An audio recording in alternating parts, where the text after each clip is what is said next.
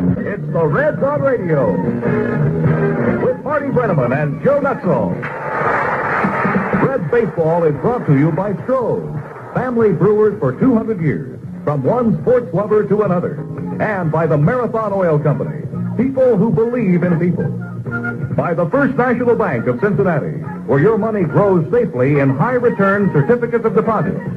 By the Pepsi-Cola Bottling Company of Cincinnati, bottlers of Pepsi-Cola, Dr. Pepper, and Sweat products. By Frisch's. Frisch's, sports or any kind of fun, they just naturally go together.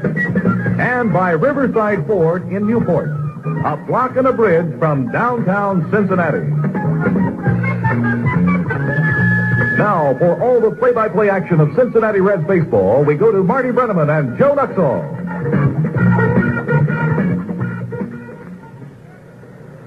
Good evening, everybody. From Riverfront Stadium in Cincinnati, Joe Nuxall and yours truly, Marty Brenneman, welcoming you to Reds baseball.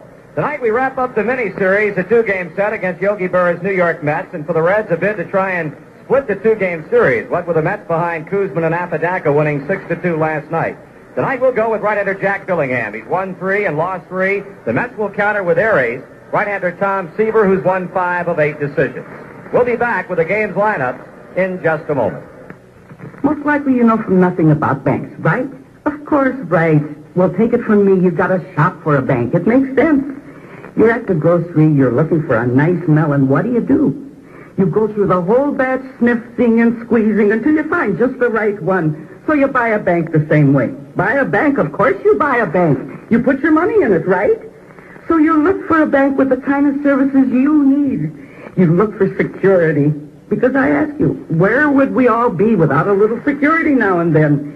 You look for a bank with nice people who know their business and the needs of their customers, and you look for a bank with a good, solid reputation, a bank you can lean on.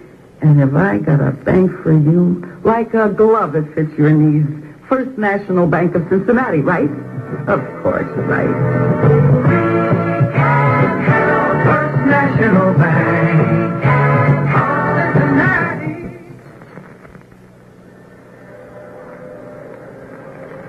Here's the way they'll line up tonight for the New York Mets. Leading off and playing center field is Del Unser. Batting number 2, and at second base, Felix Millan. Ed Greenpool will be at first base and bat third. Hitting number 4, hot-hitting Rusty Staub in right field. Batting fifth and playing third base is Joe Torre. Hitting number 6, the left fielder, John Milner. Batting seventh and catching, Jerry Grody. Hitting number 8, the shortstop, Bud Harrelson. And batting 9 and pitching, right-hander Tom Seaver. Again for New York, it's Unser in center field, Millan at second base, and Greenpool at first. Staub in right, Torrey at third, and Milner in left field, with Grody catching, Harrelson at shortstop, and Seaver pitching. For Cincinnati, the leadoff batter will be third baseman Pete Rose. Batting number 2, the right fielder Ken Griffey. Joe Morgan will bat third and play second base. Hitting number 4 and catching is Johnny Bench. Tony Perez at first base will hit fifth. Batting number 6 in center field is Cesar Geronimo. Dave Concepcion, the shortstop, will bat seventh. Hitting number 8, playing left field, George Foster. And batting 9 and pitching for Cincinnati tonight is right-hander Jack Billingham. Once again, going over the Reds' batting order, it's Rose at third base, Griffey in right field, and Morgan at second. Bench catching, Perez at first, Geronimo in center field. With the bottom 3 batters in the Cincinnati lineup, Concepcion at shortstop, Foster in left field, and Jack Billingham pitching. The Reds are just now being announced to this Riverfront Stadium crowd as we begin play against the New York Mets tonight in 86-degree temperatures. The weather continues to be unseasonably warm here in the middle part of May. It's been very humid. It's been great baseball weather, and the Reds are hoping that things will be kinder to him tonight than they were last night when the Mets took the game by a final of 6-2. Now with the Reds on the field, the playing of our national anthem. Can you be by the lonely light? What will proudly be there? At the twilight's last gleaming, whose was bright and bright star, will the perilous line, for the flag one we won, was the gallantly streaming.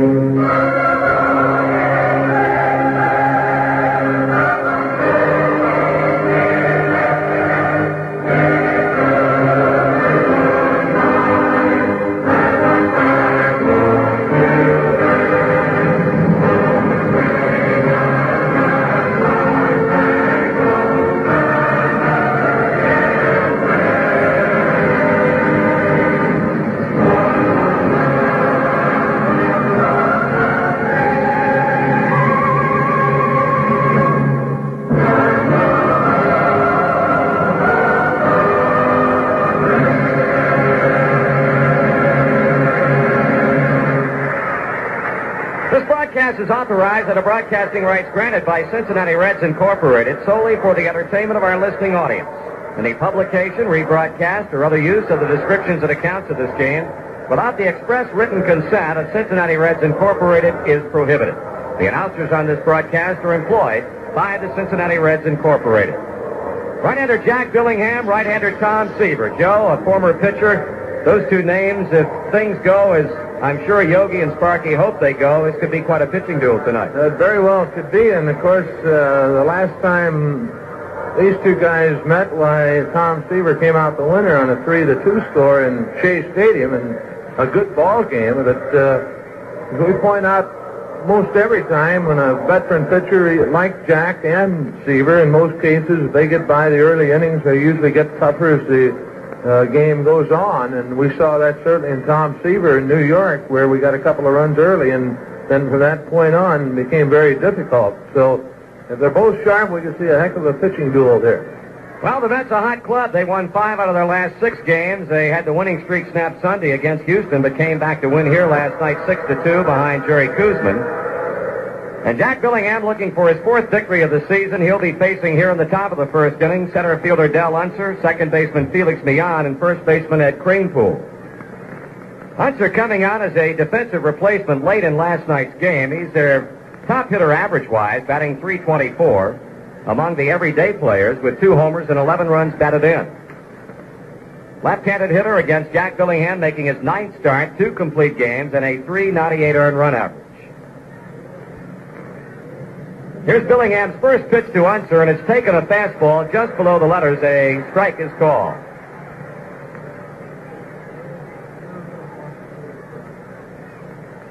Joe mentioned Jack pitching very well his first time out against New York. He comes back with an off-speed pitch that stays high to Unser, and the count is even at 1 ball and 1 strike.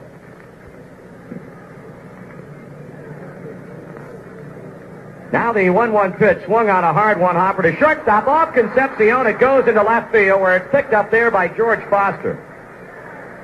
That ball was slicing off to Davies' right, but it appeared it would be a routine play for him. It hit off his right knee, kicked out into left field, and well, Concepcion has been charged with his 2nd error in as many games in this series. Dropped a pop fly last night in shallow left center field, and now errors a game-opening ground ball off the bat of Del Unser. It brings up Felix Millan, the New York second baseman. Felix hitting .231, a homer, 12 RBI. Last night had a couple of hits, including a double, and scored a New York run. The pitch to him from Billingham is high and away, ball 1. In the Reds infield, we go with Tony Perez at first, Joe Morgan at second, Concepcion at short, Rose at third. Foster in left field, Geronimo in center, Griffey in right, with Bench behind the plate.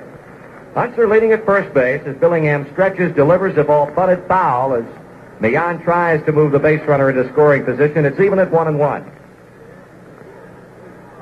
This is not a running club by any stretch of the imagination, the New York Mets. They've attempted only 10 steals this season, have been successful on 6 of them, and as far as the man over at first base is concerned, Unser has attempted 2 and has been successful 1 time.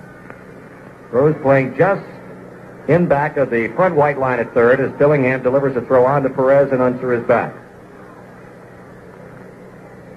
Jack's 6-3 lifetime against the New York Mets. Checking in with Johnny Bench. He is on the way with a 1-1. Unser goes. Pitch swung on a base hit by Concepcion into left center. Foster up with the ball as Unser goes to third, and the Mets play hit and run to perfection here in the first inning, and right away they're knocking on the door against Jack Billingham. Well, in most cases, Millan's going to hit the ball to the right side, but I think he just made up his mind he was going to pull and taking a chance that David would be covering, which he was. So runners at first and third, nobody out on an error, and a base hit to left center field, and here is first baseman Ed Kranepool. Kranepool, a batting average of .354 with 7 runs batted in. Not an everyday player for New York. He's been up only 48 times with 17 hits and 3 doubles. So Unser at third, Millan at first, a pitch swing and a miss. Bruce Froemming behind the plate, calling balls and strikes with the base umpires aligned thusly: Art Williams at first, Paul Runge at second base, and Ed Vargo at third. 2 men on, nobody out. Billingham studying the Johnny Bench sign. Now checks the runners and brings the 0-1 pitch to Kranepool. That's foul back behind the plate, and it's quickly 0-2.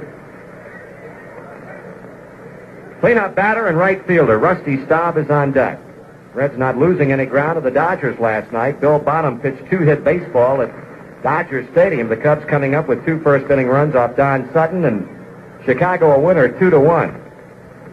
Second straight loss for Don Sutton, who's now 7-3, but boy, when you lose him the way he's lost him, it certainly would not be indicative of the man being in any sort of slump. 3-2 to the Pirates after pitching 7 1/3 innings of perfect baseball and then getting beat last night, allowing 2 runs in the first inning, and that was it.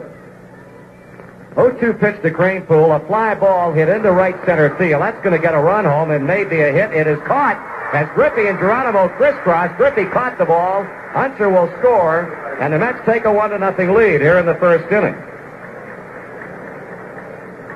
Well, I think really Jack did not want that ball there, not by any means. I believe looked like he wanted a fastball low and off the plate outside, and he happened to get it over the plate. It was down low, but 0-2, I know that Jack didn't want it to where he could hit it with that kind of authority.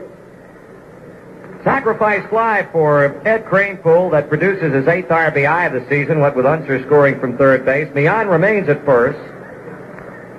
And here is Rusty Staub, who delivered a 2-run double last night to get the scoring underway in that 4-run 5th inning against Don Gullett. He's batting .315, right up there among league leaders in RBIs with 27, and has 5 home runs. Owns 1 off Jack Billingham. The pitch to him, bouncing ball over the mound. Concepcion steps on the back for 1, throw to first, a double play. In the inning for New York, a run on a hit, an error, and nobody left on. And after a half inning of play, it's New York 1. Cincinnati coming to bat. People I see every day stop me on the street and say, "You're looking good, girl. Who put the sunshine in your world?" So I tell them about your laughter, lighten up my cloudy days, and the feeling of contentment that I know. The way you make me feel like wanting on a peaceful night at home, while we're sharing loving thoughts over the great big of stone. You make me know that I'm looking good. You can't stop with a thing like the taste of Stowe's beef, brewed with family pride for 200 years. From one lover to another, Stowe's beer, looking good. That was Kelly Garrett for the Stroh Brewery Company, Detroit, Michigan. Family brewers for 200 years. Well, Tom Seaver goes to the mound in the bottom of the first inning with a run lead with which to work. And this, of course, the second time we've seen Seaver this season. The first time his act was, very inspiring if you were a New York Met fan, but not so if you were on the Cincinnati side. Reds got to him for 2 first-inning runs, including a leadoff home run by this man stepping in right now, Pete Rose. But after that, Seaver closed the door, allowing the Reds only 3 hits the rest of the way, and New York coming up with a game-winning run in the bottom of the 8th inning to win it 3-2. Rose is in. Seaver delivers to Pete, and the first pitch is a fastball high and outside. 5-3 his record. 197 his earned run average. He's completed what he has started 5 times in 8. The 1-0 pitch is again up high. It's ball 2. 64 innings he's given up at 53 hits, has struck out 47 and walked only 16. So Tom Seaver is pitching and pitching very well. Rose swings on the 2-0 pitch, a foul strike to the screen. 2-1. Run against Billingham in the top of the inning unearned. Unser, the man who scored the run, and he reached on Concepcion's error to start the game. Outfield straight away for Pete. 2-1 pitch. That's too much inside, and it's ball 3. Kranepool, Mian, Harold Centauri make up the New York infield. There's ball 4, high and outside. So Rose draws a walk to start the first inning for Cincinnati, and it'll bring up right fielder Ken Griffey. In the New York outfield, they got Milner in left, Unser in center, in right field Rusty Staub, with Jerry Grody again behind the plate.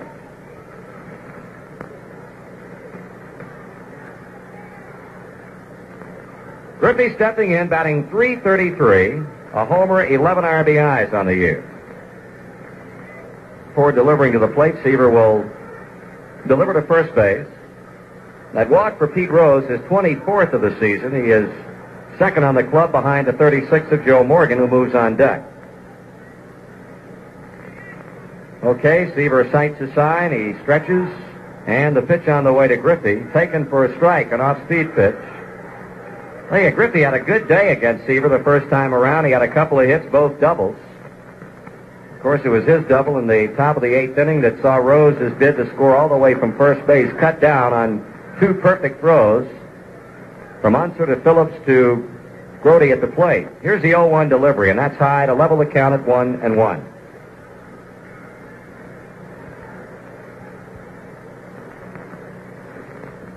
Griffey, the most productive hitter against Mets pitching up to this point. Been up 14 times. He's had 6 hits. Got Torrey drawn in at third.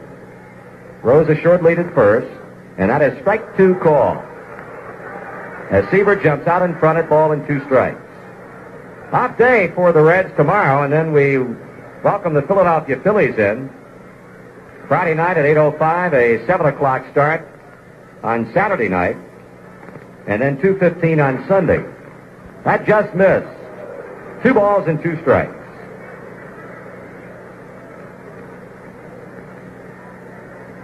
Rose getting a walk to start the inning on 5 pitches, and now Griffey awaits a 2-2 pitch from Tom Seaver. It's on the way. And that is a ground ball that Mian will backhand. He throws on to Harrelson. He turns completely around and then elects not to throw on to Cranepool. Mian going off to his right to backhand Griffey's ground ball. They get the force play of Pete at second base. And here's Joe Morgan with Griffey at first and 1 down.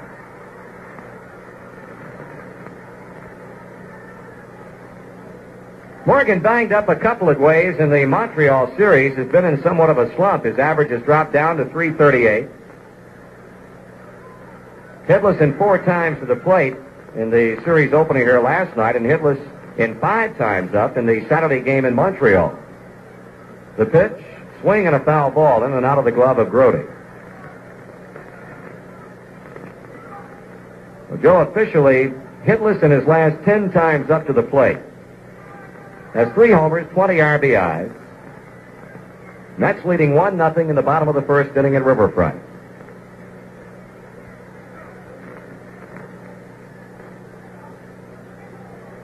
Here's a pitch. Swung on, a fly ball hit back into left field. Milner racing back toward the warning track and will make the catch. Griffey, the other side of second, now has to really hustle to get back out into first base. Well, I'll tell you, Joe Morgan really hitting into tough luck. He had a ball here deep to right field last night that Staub caught with his back to the wall and now sends Milner onto the warning track in left field to bring down this one here tonight.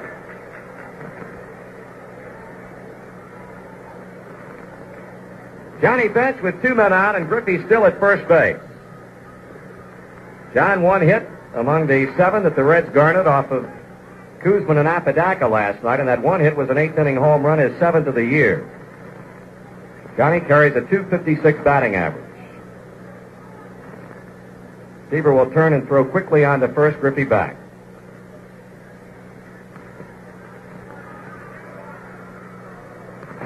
Now the pitch to Bench. Ball inside. Well, you look at Seaver's lifetime record against Cincinnati, and he certainly has not fared well at all. 22 decisions and 13 have been losses. Here's a ball hit off the end of the bat to first baseman Cranepool. He'll wait for Bench and put the tag on him. That retires the Reds in the first inning. No runs, no hits, a man left on, and after 1 complete, New York 1, Cincinnati nothing. Stop and enjoy a big boy, a double-deck hamburger treat. The national favorite, coast to coast, so stop and enjoy a big boy. Watching the Reds win at Riverfront Stadium has always been a great way to spend the day. And one sure way to add to that enjoyment is going to Frisch's before or after the game. It's all part of the tradition. Why Frisch's? Because not only does Frisch's offer a wide variety of great-tasting treats from sandwiches to full-course dinners, they also have the convenience of curb service. When you drive into Frisch's, there is never any waiting for curb service. You simply press the button on the speaker, and your order is taken immediately. Fast, easy, and convenient. That's the best way to describe Frisch's curb service. So the next time you're on your way to the game, curb your appetite. Visit your nearest Frisch's Drive-In restaurant. Stop and enjoy a big, big boy, and down with that hamburger treat. The national favorite, coast to coast, so stop and enjoy a big, big boy. 1-0 New York Mets, second inning here at Riverfront Stadium as Joe Torre will stand in against Jack Billingham. Torre batting with .237, but has simply been devastating against our pitching staff. 8 hits and 16 times up. He had his first home run of the year last night, one of 4 hits that he had off of Reds pitching and knocked in 3 runs. That's getting to Jack for a run in the first inning on an error, a base hit, and a sacrifice fly off the bat of Kranepool. Here's a pitch to Torre, and that's in for a strike.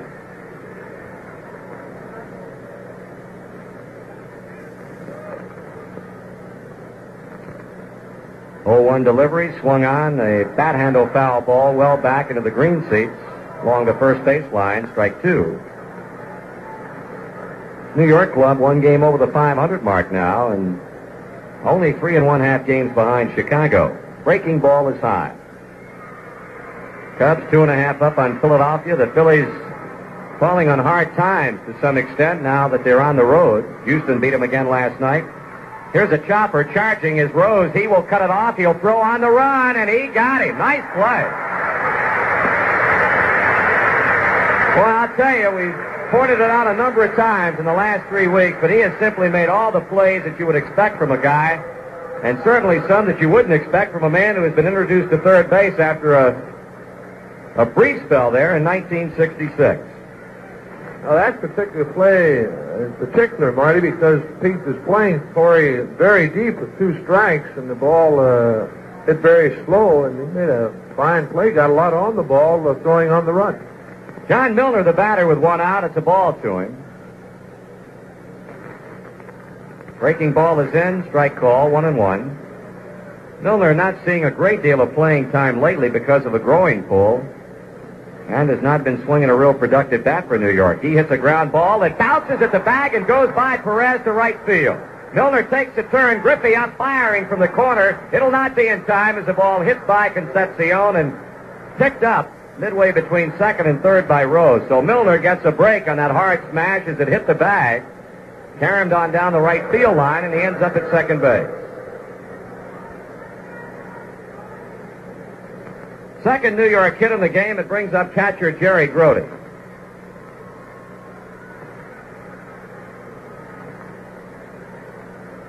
Grote batting .264 with 1 home run. He has knocked in 11 runs. New York leading 1-0 in the second inning and have Milner in scoring position with 1 out at second base. Backward glance by the Cincinnati right-hander. Ground ball right side. That's fielded deep by Morgan. Throw to first to Billingham. Not in time. He bobbles, and Milner will score.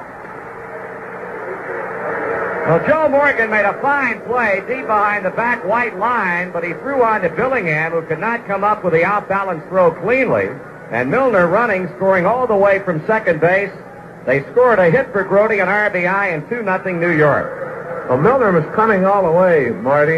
He didn't stop when he saw Jack go down. He was running all the way where Joe fielded the ball, and of course Milner with a good jump play the ball was hit rather slowly as we saw, and I don't think Jack, had he been able to field the ball cleanly, had a play at home.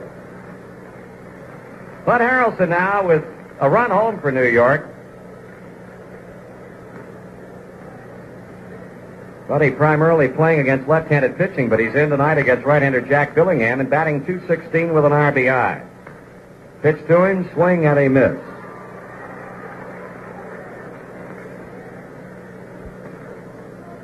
Nats jumping out quickly in front tonight after last night really breaking the game open as things turned out with 4 runs in the 5th inning.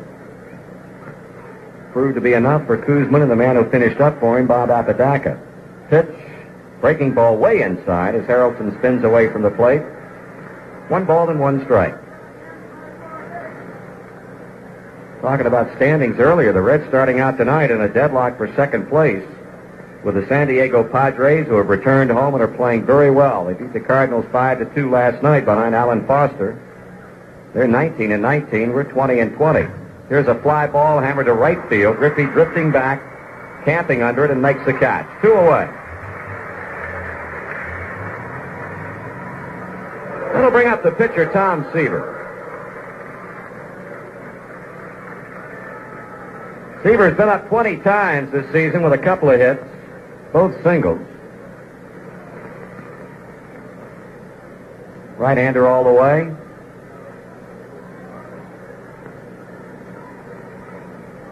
Billingham delivers. Pitch is swung on and rifled to center field. That's a base hit for Seaver.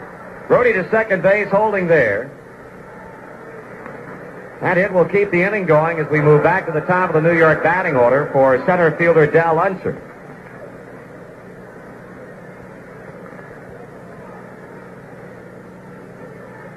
Third hit in the inning and fourth hit inside 2 innings off Billingham. Brody at second, Seaver at first, and Unser up for the second time in as many innings. He reached on Concepcion's error at shortstop in the first inning and scored the first New York run. Jack Billingham getting off to somewhat of a slow start.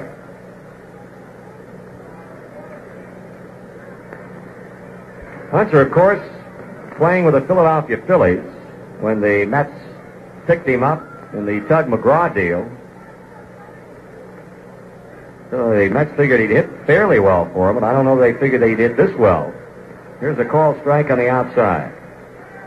Best year was 2 years ago when he batted .289 in 136 games for the Phillies. Further back than that, batted .286 in 1969 with the Washington Senators. 2 men on, 2 men out. Pitch swung on and missed. A breaking ball, and Unser really hacking at it. 0-2.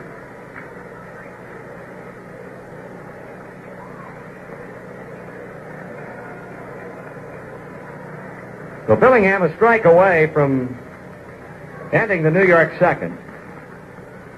Delivers again. This one swung on, line into right field. That'll fall for a hit. Coming round third and home with the third New York run is Grody to throw, not in time to bench. Seaver goes to third, and the New York hit parade continues.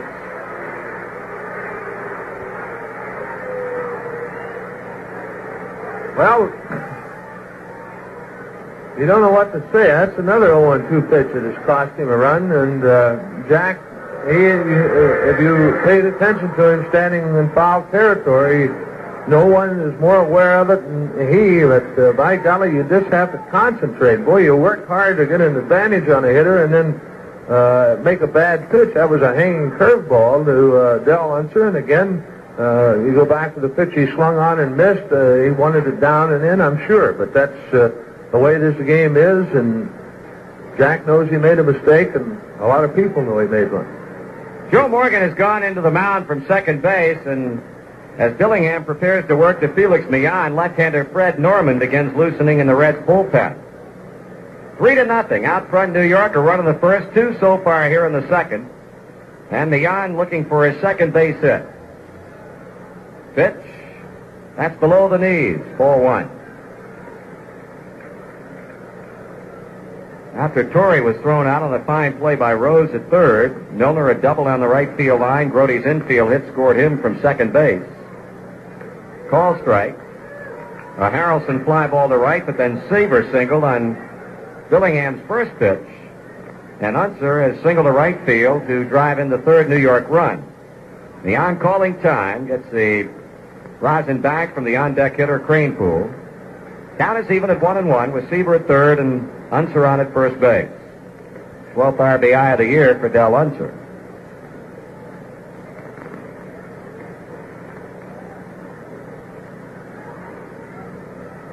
Billingham has his sign. Here comes a 1-1 pitch. That's foul. Ball and 2 strikes.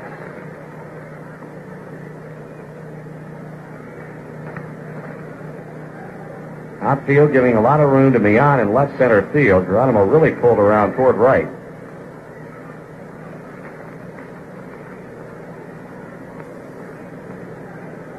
Billingham stretches, delivers, swung on, fly ball, hit down the right field line, hit well, but a foul ball.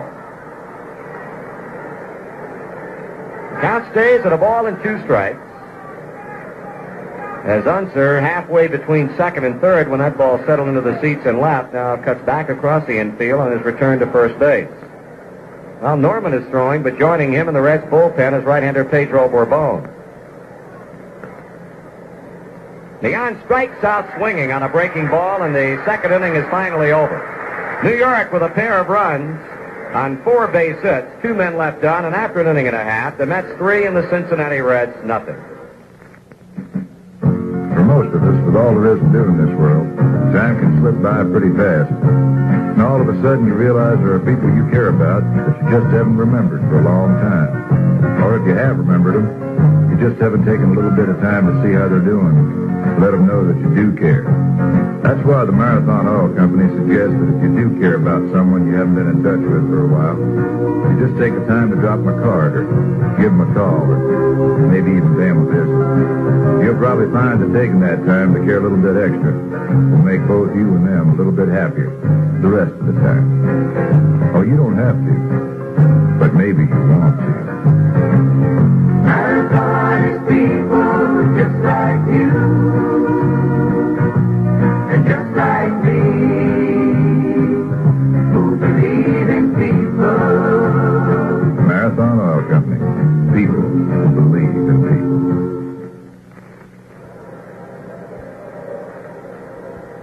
Father's Day is just around the corner, and the Cincinnati Reds have the perfect gift idea for you. How about a Cincinnati Reds tie for Dad? High-quality club tie is red with the ball club's official Sea Reds emblem in a white club design throughout the tie. It's priced at $10 and on sale exclusively at 580 Gibson News. Stop by on your next visit to downtown Cincinnati, corner of 6th and Walnut in the 580 building. Well, we got some catching up to do. We're down 3-0 as Tony Perez will lead off the home second against Tom Seaver. Tony, batting .214 with 5 homers and 25 RBIs, takes the first pitch of fastball in on him. Ball 1.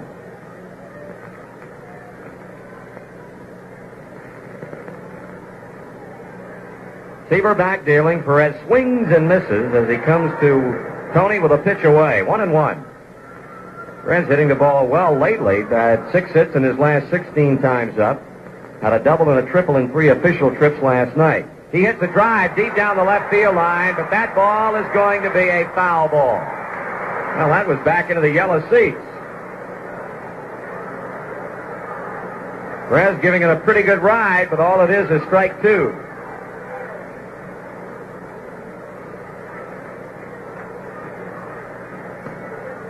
Geronimo on deck. He'll be followed by Dave Concepcion.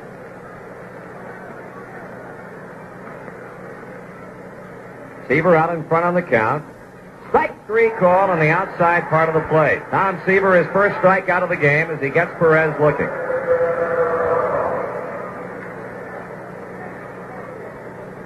Geronimo, the batter, hitting .296. Now you look at Tom Seaver's statistics and you note a very impressive 2 home runs he has given up this season in 64 innings. One of those owned by Pete Rose. Left-handed batting Geronimo swings at pitch on a pitch down and in on him, strike 1.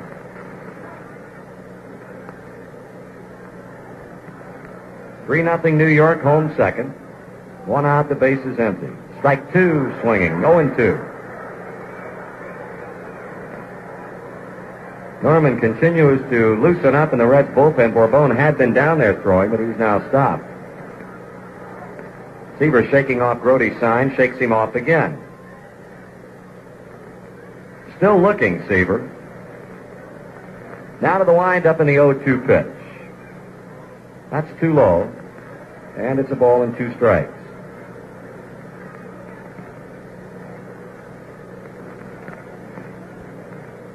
Outfield, pretty much straight away. Bouncing ball over the mound. Leon behind second, throws quick, and he got him. Mark Williams with a very emphatic out sign will draw the ire of first base coach George Scherger as Geronimo disgustedly slings his batting helmet away. 2-out hitter is Dave Concepcion, batting .294.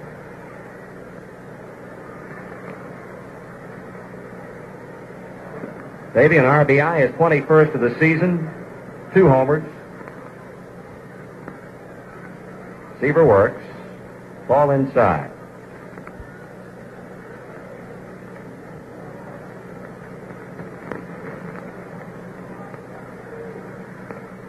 Swung on, grabbed by Seaver on the mound. He lob throws on to Kranepool for the out at first base. It retires the side in order. The Reds are up and down, no runs, no hits, and after 2 complete. The Mets 3, the Reds nothing.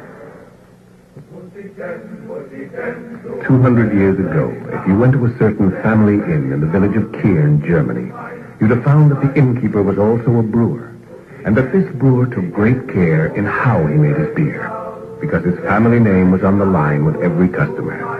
It was true. In those days, one's family name and reputation was only as good as that beer he served, so he brewed it carefully, smooth and mellow. Today, that family inn no longer exists, but the family does. And they are here in America, where they still put their family name on the line with every beer. Stroh's beer. Smooth and mellow Stroh's. For 200 years, from one beer lover to another. One beer lover to another. The Stroh Brewing Company, Detroit, Michigan. Family brewers for 200 years.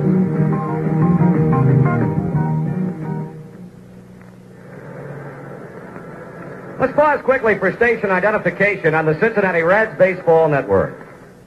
The home of the $5,000 button, WLW Cincinnati. Purchase your Cincinnati Reds tickets downtown at 580 Walnut and at the stadium, at Burkhart's in Kenwood, Tri-County, Beechmont, Hyde Park, and Northgate, and at Home Federal Savings in Western Hills. Ed Kranepool to open the 3rd inning for New York, and here's Joe. All right, Marty. Ed Kranepool in the 1st inning drove in the first run of the game with a sacrifice fly to deep right center field to Ken Griffey. The Mets with 5 hits off Bellingham. Jack delivers to Kranepool, and it's swung on and missed. Ed Kranepool, a .334 batting average, and with the RBI in the 1st inning, that gives him 8 for the year. Bellingham back to the plate, swung on, ground ball by Perez into right field, a base hit. And that is number 6 for the Mets off Bellingham. Jack, a rocky start here tonight. Rusty Staub to the plate. Rusty bounced into a double play to end the 1st inning. Staub with a 8-game hitting streak. Had 13 hits and 28 times to the plate for a .464 batting average in those 8 games. Freddie Neumann heads to the Reds bullpen to start throwing. Bellingham, the stretch and the pitch to Staub, missing outside with a fastball. This afternoon, the Giants over the Pirates 2-1. The 4th inning at Atlanta, the Braves leading Montreal 4-0. Philadelphia at Houston, St. Louis at San Diego, Chicago at Los Angeles. The pitch to Staub. That's again outside, 2-0.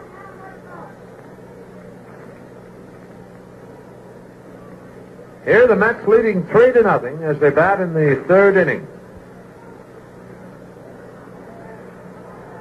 Time called now, and a ball is loose out of the Reds' bullpen and rolls over near the first base bag where Perez picks it up.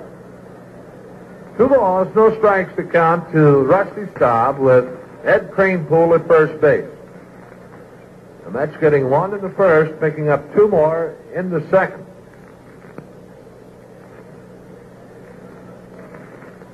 Joe Torre on deck. Bellingham looks into Johnny Bench. Has his sign, the set, and the 2-0 to Staub, again high and outside. 3 balls, no strikes. Bellingham having all kind of problems. He's had 2 0-2 pitches hit off of him tonight to cost him runs. 3-0 delivery. Staub has the green light, bounces it to Perez. He goes Concepcion, back to the bag, double play. So Rusty Staub with a green light on the 3-0 pitch, bounces it to Tony Perez in a tough way. It goes 3-6-3. The second double play that Staub is hit into tonight. For the Reds, that's 37 on the year. With 2 away now, Joe Torre to the plate. Torre leading off the 2nd inning. Hit a slow chopper to the left side, Rose charging and throwing Torre out by half step. He swings and misses a curveball. The Rose is very deep right now on Joe Torre. The outfield is shaded around to the right, particularly Geronimo in center. The 0-1. Fastball, again a slow chopper charging his Rose. He gets it on the big hop, throws on to Perez. Easy play. So, what looked like trouble for the Reds in the third winds up just about nothing. The Mets, no runs, they get a hit. There were no errors, no one left on base. And at the middle of the third, it's New York 3, Cincinnati nothing.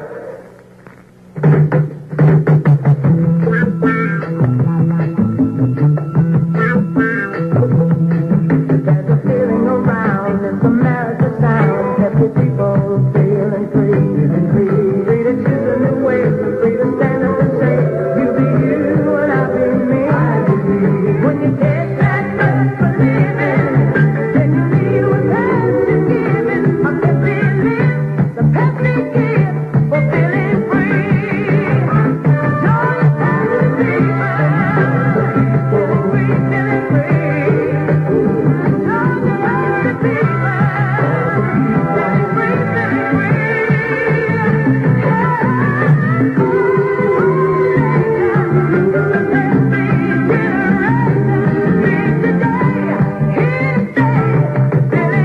Limited number of Freedom Train tickets available at all Shillitoe stores.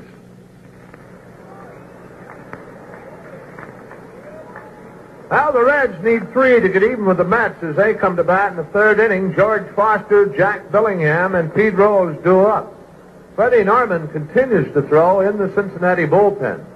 Foster, a .263 batting average. He's had 6 home runs, 13 RBIs, 4 doubles, and a triple. Tom Seaver has struck out 1, has walked 1. The pitch to Foster is a breaking ball and a foul tip into the mid of Jerry Grody. Seaver winds the 0-1 to Fox. That's a breaking ball swung on, chopped slowly to Torrey at third. Running throw, and they get him. A 1 away, and Jack Billingham will hit for himself. Jack is hitting .125. He's had 2 hits in 16 times the plate and an RBI. Jack with a base hit off Tom Seaver in New York.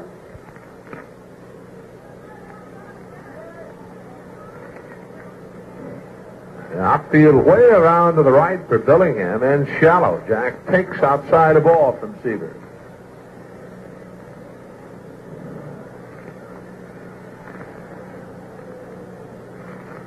One 1-0 delivery. Missing again outside, 2-0. Mets getting a run in the first, 2 in the second. 2-0 to Billingham. That's ball 3 high and inside. So Tom Seaver behind Jack Billingham, 3 balls, no strikes with 1 out. He's back to the plate. That's a strike call, 3-1.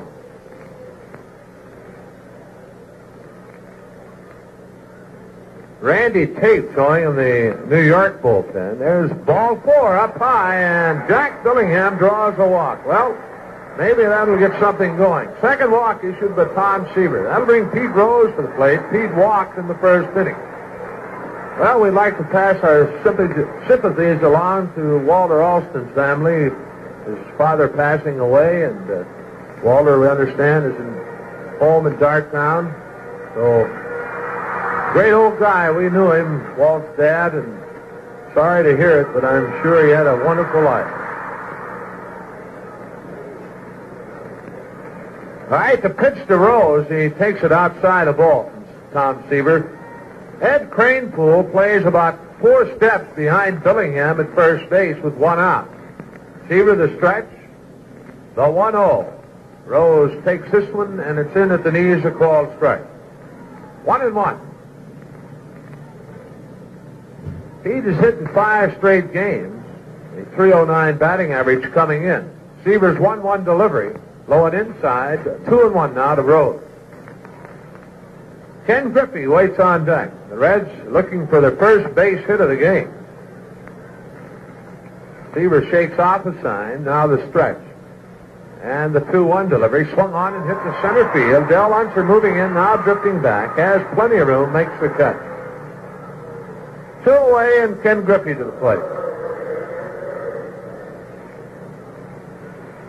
Griffey in the first inning hit into a force out, Rose being forced at second, beyond to Harrelson.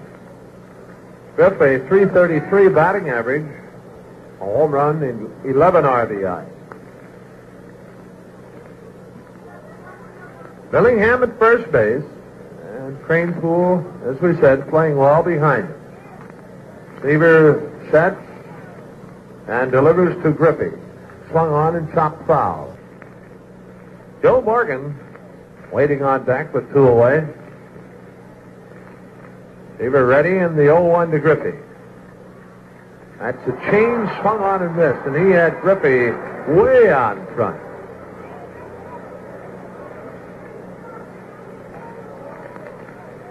Well, Tom Seaver 0-2 now with Kenny Griffey.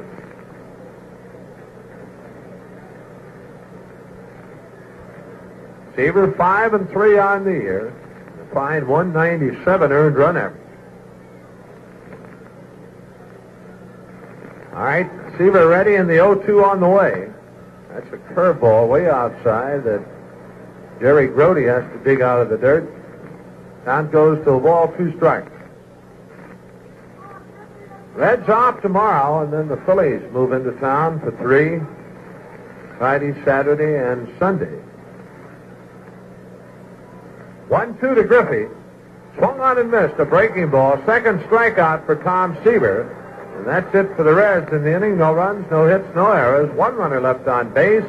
The end of 3. It's the Mets 3, the Reds nothing.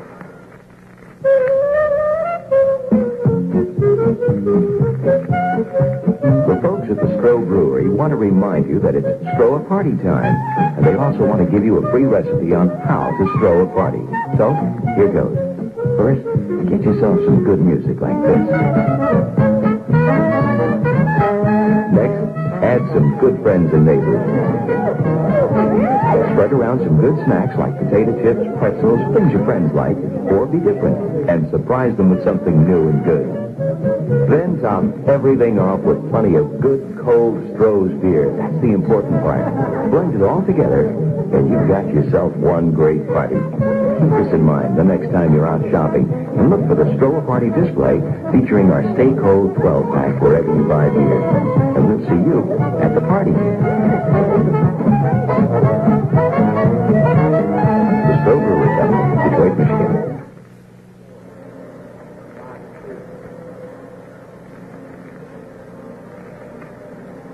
Three-inning totals. New York, 3 runs, 6 hits, no errors. Cincinnati, no runs, no hits, and 1 error. For the Mets, John Milner will lead it off in the 4th, and back with the action, Marty Brenneman. Okay, Milner 1 for 1. He had a ground ball down the first baseline his first time up that hit the bag and ended up as a 2-base hit for the New York left fielder. Milner batting .219. And as he steps to the plate, the Reds defense overshifts to the right side. Milner a dead pull hitter. Morgan behind the back white line at second base, equidistant between first and second. Concepcion pull well around toward the bag. Here's the pitch to Milner inside, ball 1.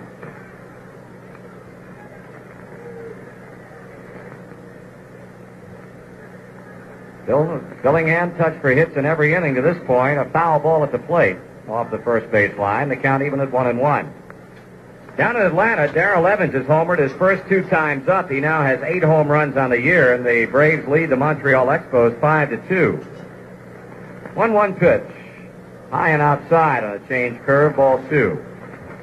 With Evans' 8 home runs, that means the Braves have 3 players in their starting lineup, all with 8. In addition, Dusty Baker and Vic Correll with 8 homers apiece. Here's a high fly ball into left center field. George Foster waiting and makes the catch.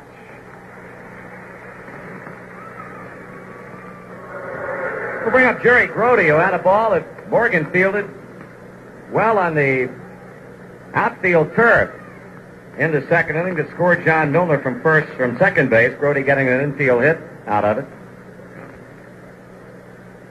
Mets out in front 3-0 as they bat in the top of the 4th. The curve stays inside.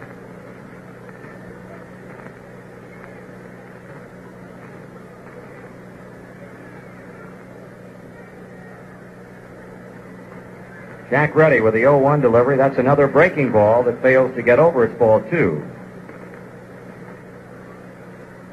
On deck and due up next is shortstop Bud Harrelson.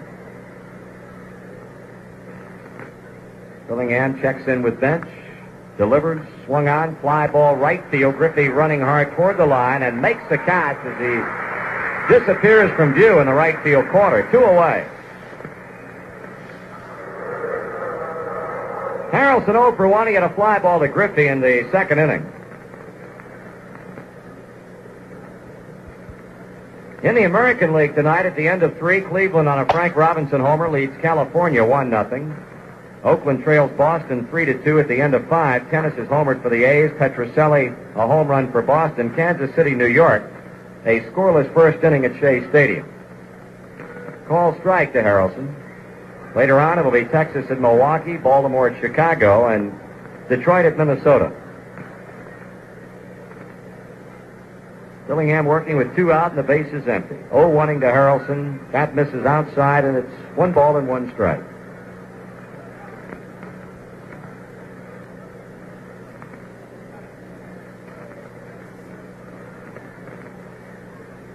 One pitch. Curve is high, ball 2.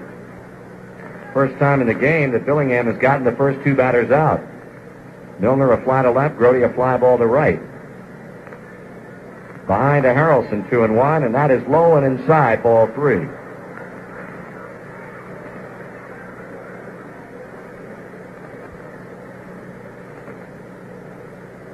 Tom Seaver putting batting gloves on both hands as he kneels on deck.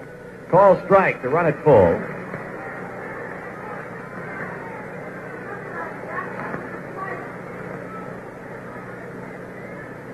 Now the 3-2 pitch to Harrelson. Swung on, stabbed by Billingham. He lost it. He recovers, and he throws him out at first base. 3 up and 3 down for the New York Mets in the 4th inning, and after 3.5, it remains the Mets 3 and the Cincinnati Reds nothing. Josephine, I'm home. Well, it's about time, Napoleon. Say, what are you hiding under your coat? Persia? Constantinople? No. A loaf of French bread, maybe? What is it? A new toaster. A new toaster. We don't need a new toaster. Listen, Josephine, I got it free for opening a savings account at the bank across the boulevard, and all I had to do was deposit $5,000. You call $5,000 for a toaster free, Napoleon? Sometimes I think you're short on brains, too. You've got to look hard for the right bank, one with the services we need, with plenty of security, nice people, and a good, solid reputation. And you want to chuck all that for a new toaster? It seemed like a good idea at the time. Yeah, so did Waterloo. At First National Bank of Cincinnati, we don't give away toasters or frying pans or premiums of any kind because our business is banking. Pure and simple. First National Bank.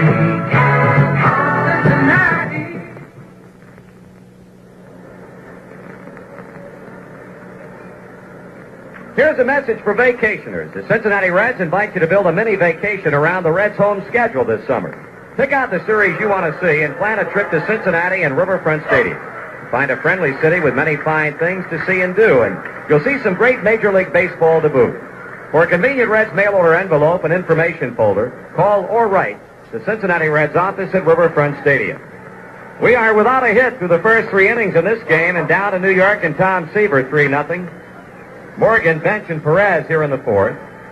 Seaver delivers to Joe, and it's over for a strike. Morgan with a fly ball to deep left field in the first inning. Milner with a running catch on the warning track. Morgan watches this one bounce up and beyond the plate. 1-1 to him.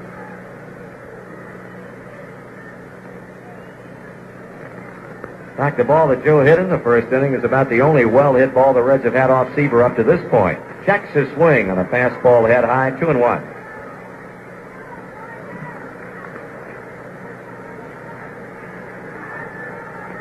Seaver continuing to work rapidly.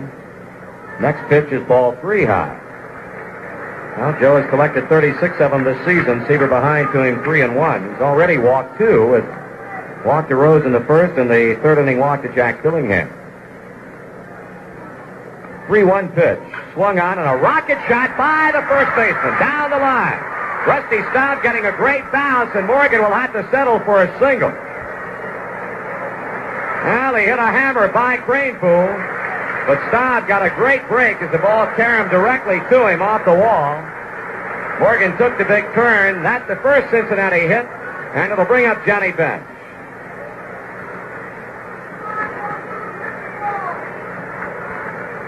Seaver got Johnny to hit one off the end of the bat to Kranepool in the first inning.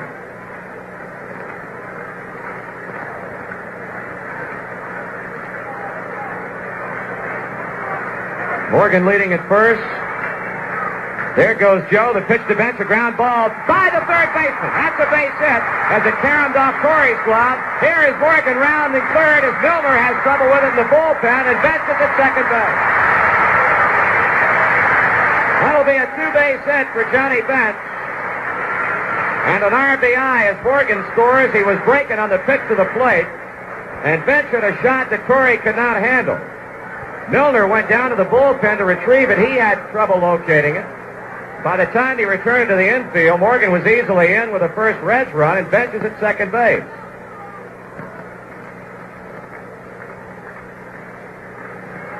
So Johnny gets his 27th RBI, and the Reds are down by 2 with nobody out, and Tony Perez at the plate.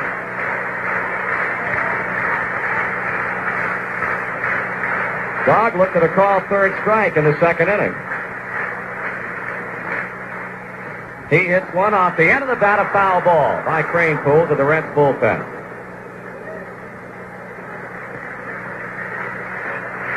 After going 3 innings without a base hit, the Reds have had 2 in a row. A single by Morgan, a double by Bench, and a 3-1 score.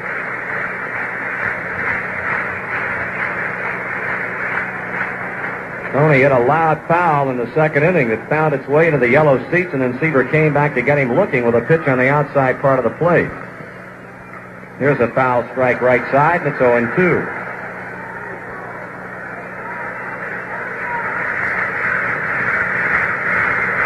Dodd getting a bit fired up now. They've seen the Reds find the plate against Seaver here in the 4th inning. Have a potential run at second base with no one out. Brody hanging aside. Seaver, a backward glance at Bench. Long pause, looking again, the pitch. Here's a drive, left field, Milner back, he's looking, it's gone.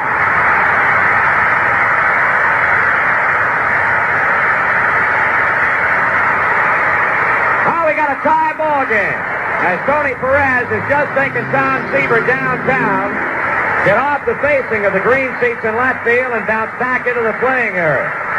A 3-3 tie. 6th of the year for Tony Perez, and RBIs 26 and 27 to tie it up at 3 apiece. Swing and a miss on a pitch up to him.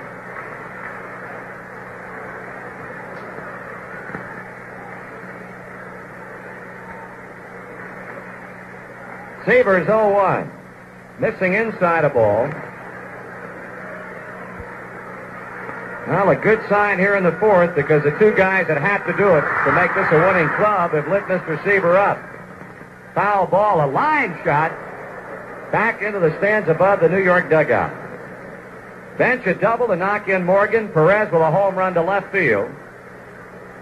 A 3-3 tie and still nobody out.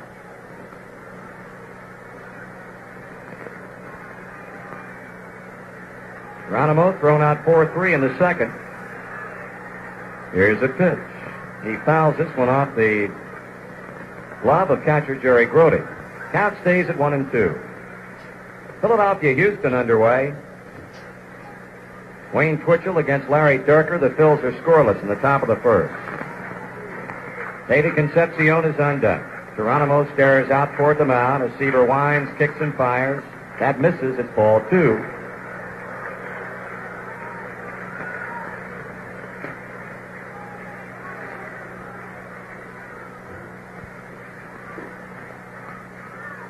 And it's strike 3 call. The Seaver breaks the curveball over and gets Geronimo looking. 3rd strikeout for Tom Seaver. 1 out in the inning. New batter will be Davey Concepcion. Davey bounced to the mound in the second.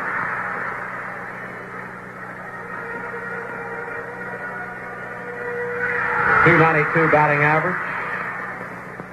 Breaking ball outside. New York getting a run in the first, 2 in the second. Reds with 3 quick ones here in the 4th inning. 2 balls, no strikes. At the end of 2 at Iowa, Indianapolis and Iowa tied at a run apiece. The Indians playing very well lately. They're only a half game behind division leader Evansville now. Foul ball. Indianapolis winning last night 14-6, scoring 5 times in the 9th inning to tie the game, and then scoring 8 times in the 10th inning to beat Iowa. Bruce Taylor in relief winning it. He's 4-0 on the year. DeFreitas and Don Werner, each home runs. Indianapolis now has won 6 out of its last 8 games. Ball 3 inside, 3-1. Well, the kind of pitcher Tom Seaver is, it affords the manager and the pitcher himself the luxury of letting him stay out there longer than you would somebody else. There's a called strike. Nobody throwing in the Mets bullpen, even though the Reds have gotten the tying runs across in the 4th. 3-2, the count on Dave Concepcion. Seaver brings a payoff. He struck him out swinging with a pitch away. Davey tried to check his swing and couldn't do it. So Seaver bouncing back. He has chalked up back-to-back strikeouts and will be working to Foster, who grounded the 3rd in the 3rd. I'd like to send along our best to Reds fans listening tonight on WNTH in Newark, Ohio, WNRG-FM in Grundy, Virginia, and WCTT in Corbin, Kentucky. 2 men out, nobody on, 3 runs in, a 3-3 tie. Dillingham to Foster. Swung on and fouled away.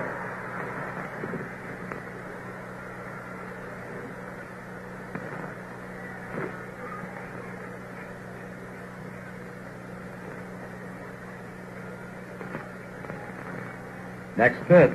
Line to center field, a base hit. We'll pause for station identification on the Cincinnati Reds Baseball Network. The home of the $5,000 button, WLW Cincinnati. You'll get some great gift ideas for graduation and Father's Day when you stop by the Cincinnati Reds 580 Gift Shop and Newsstand, corner of 6th and Walnut in downtown Cincinnati. Foster's single to center, the 4th hit in the inning for Cincinnati with 2 down. Jack Dillingham, a base runner in the 3rd inning with a walk. There's a check of Foster. The pitch, strike is called. Well, it's amazing where beyond plays for many hitters. He's good 3 steps behind the back white line at second. Dillingham fouls it off to the right. 0-2 the count.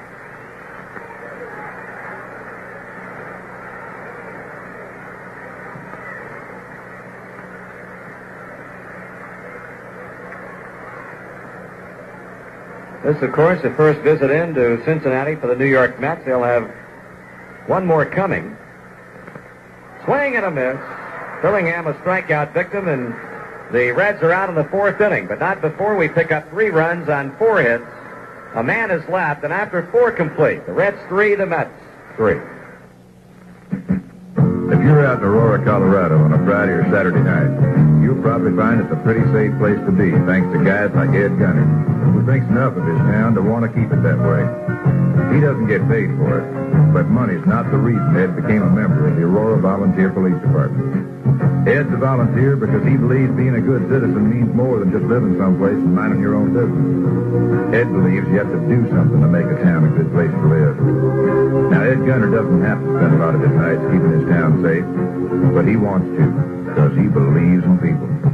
Ed Gunner is also a full-time employee of Marathon Oil Company at the Research Center in Littleton, Colorado. Marathon is people just like you and just like me who believe in people. Marathon Oil Company. People who believe in people. On we go to the top of the 5th inning. It's now a 3-3 lockup as Jack Dillingham will be working first against Tom Seaver. And we'd like to point out we've got 6 couples very special to us on hand tonight from our Reds Radio sponsors, from Security Moving and Storage, Mr. and Mrs. Don Bullock Jr., from Firestone Tire and Rubber, Mr. and Mrs. Jerry Browning, Mr. and Mrs. Dan Brogan, and Mr. and Mrs. John Lampy, from Burkhart's, Mr. and Mrs. Ralph Nash, and from the J.S. Friedman Advertising Company, Mr. and Mrs. Joel Friedman.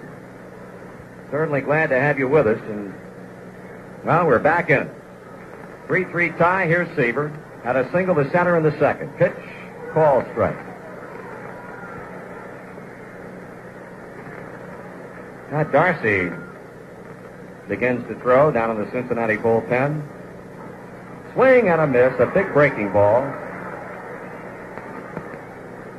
Dillingham quickly 2 strikes out in front of his opposite number, Tom Seaver, with Del Unser kneeling on deck. Line foul. Boyd McMillan ducks underneath at the first base coaching box. Count stays at 0-2. Here's a ground ball, slapped slowly down the third base line, and Rose can't handle it. Hit off the end of Pete's glove and kicked into foul ground.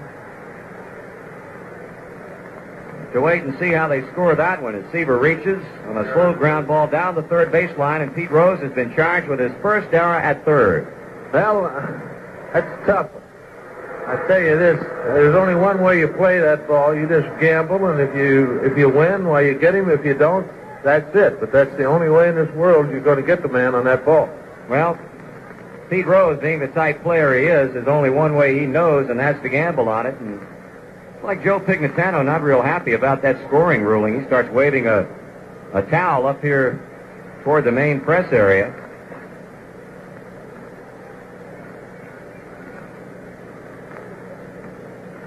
Seaver on, Del Unser at the plate. Reached on an error in the first inning, scored, had an RBI single in the second, so he's figured very, very prominently in the Mets scoring.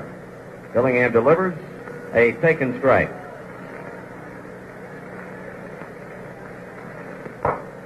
Jack with his best inning to date in the fourth when he got him out in order, but really in the third inning, after giving up a hit to Kranepool, got stopped to bounce into a double play, retired Torrey on a ground ball to third. Strike 2 call. We'll be seeing the Mets again in July. They'll be in for a 4-game series, a doubleheader on the 11th.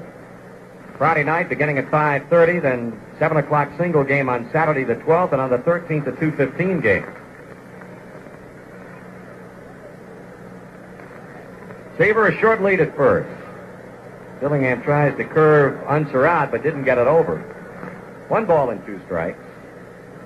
Got a tie game in the 5th inning, 3-3. Cincinnati infield, a double play depth. Dillingham working. Unser ground ball, shortstop. Davey, Morgan 1. Tony, that's a pair.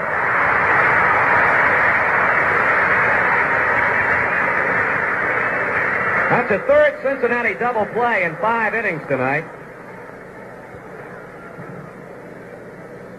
Concepcion has started 2 of them. Perez started the double play in the third off the bat of Rusty Staub. So 2 away, and got our third look of the night at second baseman Felix Millan.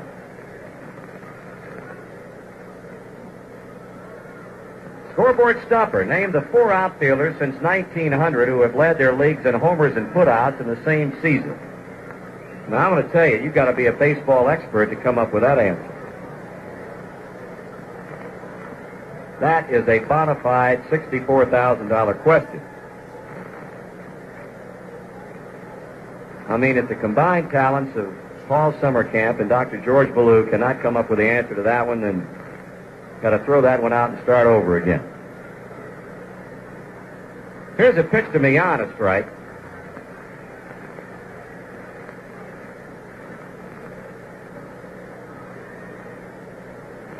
Nobody on with 2 out. Millan 1 for 2, a strikeout his last time, and he's behind 0-2.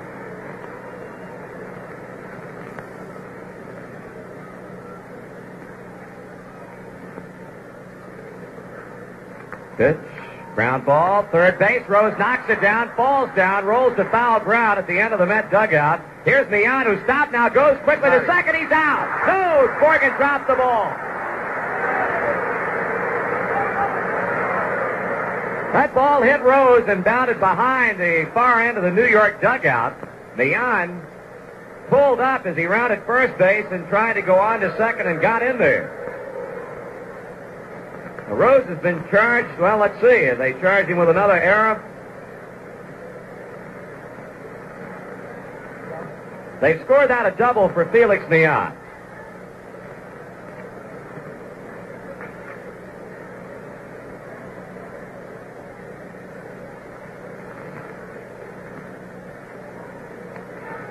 Bring up that Kranepool, the 7th New York hit.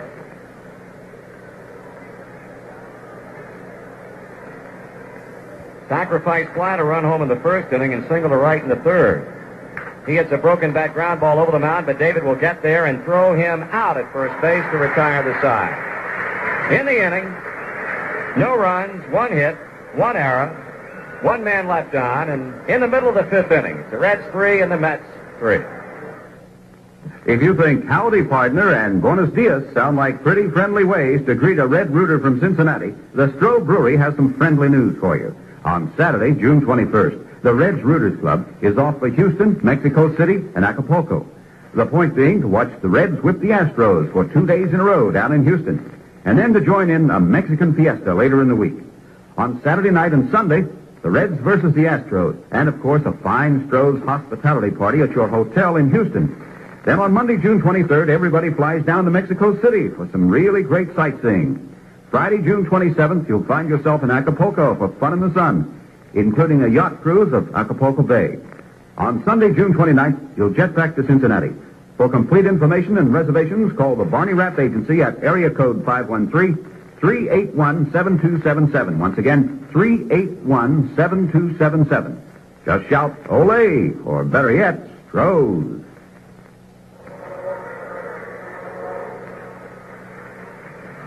Here in the bottom of the 5th inning, we'll have the top of the order up against Tom Seaver, who had a rough and rocky 4th inning. The Reds coming back with 3 runs to tie the game up. Pete has walked and also hit a fly ball to center field. Well, we got the answer for you through the stumper tonight. The 4 outfielders who have led the league in home runs or led their league in home runs and putouts in the same year. Pitch to Pete Rose, swung on a ground ball right side, fielded by Millan. He bobbled it. Rose will be a base runner. Well, Millan had to feel that ball deeply. Kranepool swept wide to his right to try and cut it off. He couldn't do it, and Millan has been charged with an error.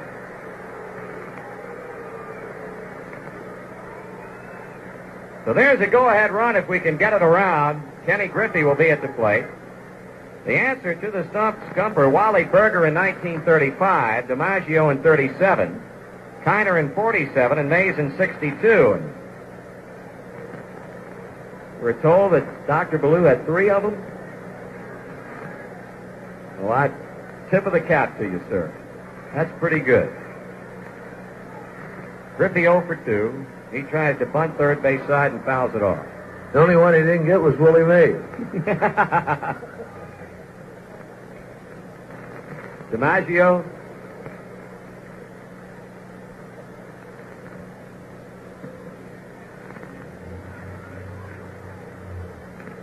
Rose at first base on the error by Millan, the 3rd error in the game, first against New York.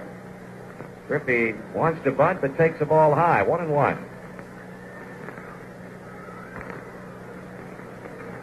Torrey playing in shallow at third base.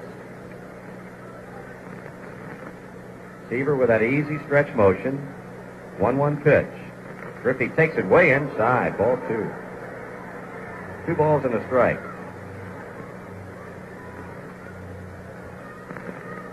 4 Reds hits in the game, and all 4 came in the 4th inning. A single by Morgan, double to knock in a run by Bench, a home run by Perez, and a 2-out single by Foster.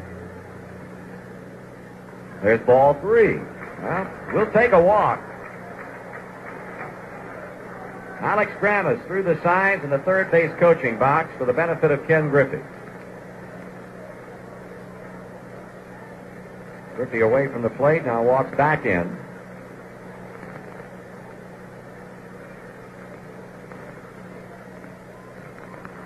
Seaver's 3-1 pitch. That's ball 4 outside, and we've got our first 2 men on to start the 5th inning.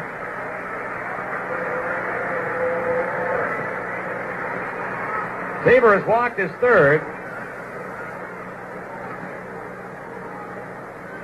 We may get some activity underway in the New York Mets bullpen for the first time tonight. Rick Baldwin, a right-hander, heads down that way to begin throwing. So Rose at second, reaching on an error. Griffey gets a walk, and it's Joe Morgan who got the 4th inning underway with a single to right field and scored on Bench's 2-base hit. Game is tied at 3 runs apiece. Morgan ground ball, first baseman Cranepool. He started to go to second as that ball took an extremely big hop coming off the seam of the AstroTurf, and all he could get was the out of Joe at first.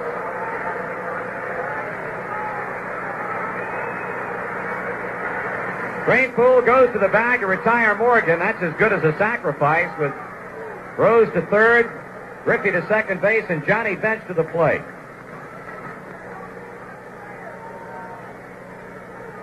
John, after bouncing to first in the first inning, got a double to left field in the 4th on a ball that hit off the glove of Torrey.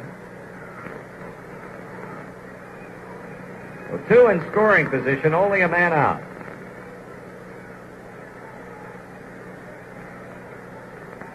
Bench with now 27 RBIs on the year. Got a chance to pick up 2 more right here and send the Reds out in front. Infield playing back. The pitch taken high ball. Well, the RBI leader in the National League, Bob Watson of Houston, with 30. Dave Winfield has 29. 1-0 pitch. Swung on, popped straight back, and dropping just below us. Garvey, Simmons, and now Bench with 27 runs batted in, and Tony Perez also with 27.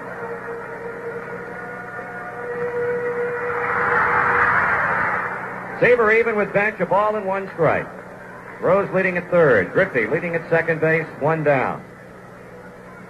Seaver to his wide, his pitch. Bench checks his swing in time, or it appeared that he did, and he did. Art Williams, the first base umpire, makes the call. It's 2-1.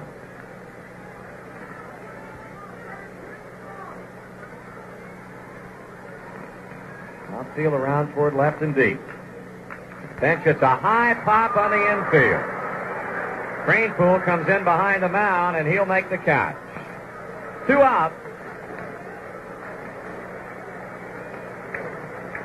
Tony Perez, 2-run home run in the 4th inning, and before he steps to the plate, Yogi Berra starts out to the mound, but now stops at the third base foul line and has a bit of a conversation with third base umpire Ed Fargo. Got the entire infield crowding around the mound as Seaver now walks toward the third base line, and he and Yogi meet midway between the mound and the foul line. As plate umpire Fromming is over, so too is Fargo, and well, I don't know, Joe. It's Yogi stopped before he got out there. He's charged with a trip to the mound here, no question about that.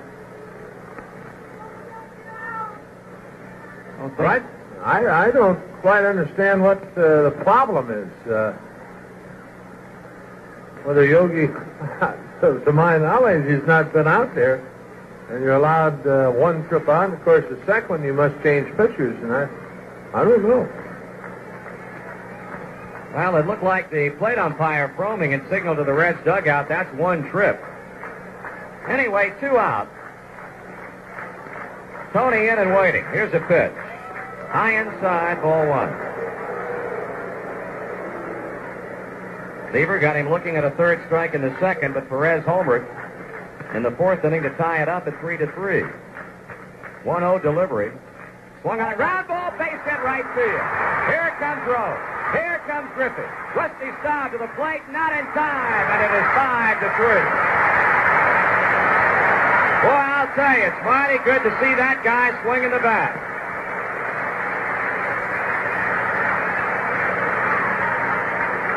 A 2-out single to right field breaks the tie, and Perez on his way to a big night. He's now knocked in 4 out of our 5 runs. Well, in the first inning, Marty, the first time up, Tony at the plate, Seaver's first pitch was in, kind of brushed him back, and then he went away from him, and this is exactly what he tried to do with him here this particular time at bat, only Tony was waiting on it. Geronimo takes a slow curve down and into him for a ball. Well, I guess hitters remember things like that. 1-0 delivery, swing and a miss. Well, you know, sometimes when you do something like that where you brush a guy back, he becomes just a little gamer, and sometimes it's good to just come right back inside or try to get the strike in on him. Strike two, swinging, and I'm going to tell you something. Seaver blew that ball by Geronimo. 1 ball and 2 strikes. Reds with a second productive inning back-to-back against Seaver. High and tight. 2-2. The Chief has grounded out to second and looked at a call third strike. Pitch. Chopper foul at the plate.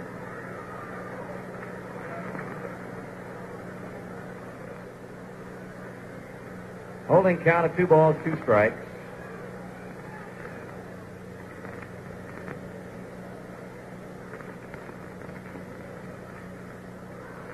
Seaver delivers, and Geronimo just ticks it foul on the slow curve. Now, these 2 fifth-inning runs will go into the unearned run category, but doesn't take anything away from a 5-3 Cincinnati lead.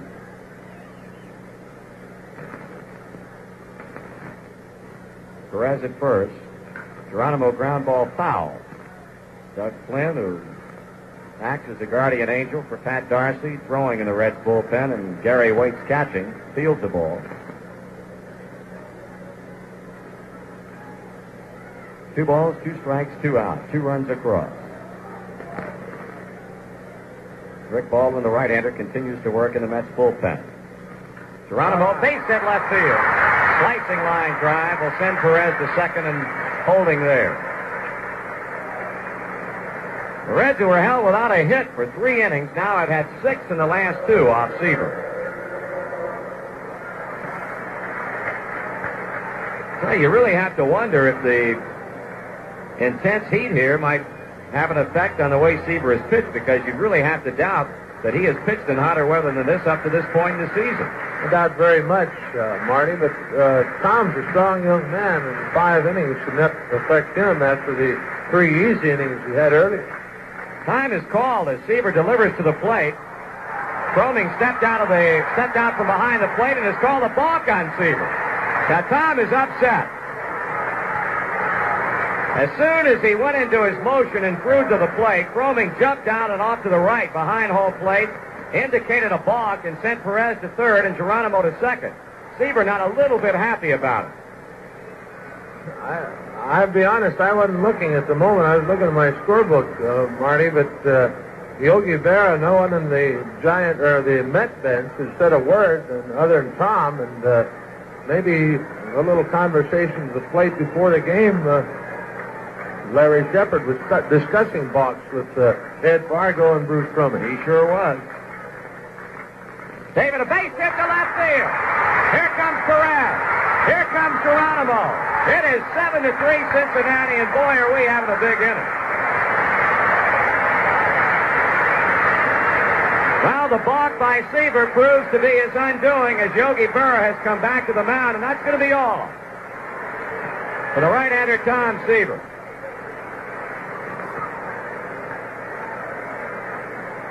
I'll tell you what, you might mark this date down, because we've seen some things here, especially in this inning, that have been few and far between, and that's a couple of big 2-out base hits to produce runs. The single by Perez to fracture the 3-3 tie. And after Geronimo's base hit, Concepcion, following the balk call against Seaver, lines a single to the left side of the New York infield, scoring 2 more runs, and it's now 7-3. So we got a change in New York pitchers, and as Baldwin comes in, we'll step out for this message. Hello, Gene Lehman, Riverside Ford. Would you like to save up to $2,000 on a 1975 Ford? You're hearing me correctly. Riverside Ford is having their first 1975 demo sale. We have cars on sale that have been used by company executives. You can save as much as $2,000. We have LTDs, LTD Landaus, T-Birds, Torino Elites, and Granadas. Folks, we have a tremendous selection of company-owned cars. Now, these cars all have our 12-month full factory extended warranty. If you do not live in the state of Kentucky, you do not pay Kentucky sales tax. And, folks, we sincerely want your used car in trade.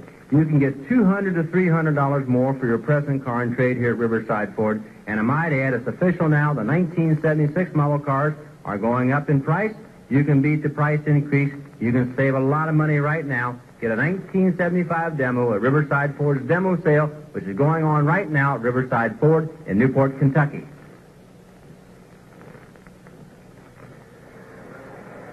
New pitcher on the mound for the New York Mets is right-hander Rick Baldwin, a youngster who is making his 13th appearance of the year out of the New York bullpen. He is a leader in that department of appearances, 1-1 on the year with a .405 earned run average. Baldwin has made one earlier appearance against Cincinnati at Shea Stadium when he won a third of an inning and gave up a base hit in a 7-1 New York loss. Tom Seaver, 4 2/3 innings. He gives up 7 hits, 7 runs, but only 3 earned against him. Strikes out 5, walks 3, and also balks. Foster at the plate, bounced to third and single to center field. Reds getting 3 in the 4th and 4 more in the 5th inning. And all 4 runs coming home after 2 men had been retired. Here's a throw to first base, and Davey is back. The RBIs for Concepcion now give him a total of 23.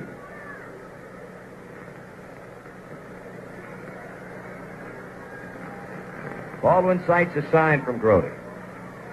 He delivers. Foster swings and misses at a curveball, strike 1. Baldwin, one of the young arms on this New York Mets pitching staff. They also have Randy Tate, a youngster. The 0-1 in on George, and a ball, 1-1. Baldwin will not be 22 until the 1st of June. He's from Modesto, California, pitched on the AA level last year. Rather on the A level at AA at Victoria. Line drive hit to left.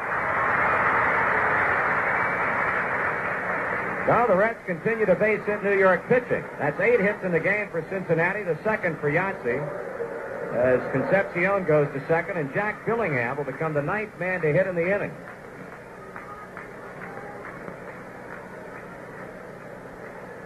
Jack 0 for 1, a walk, a strikeout.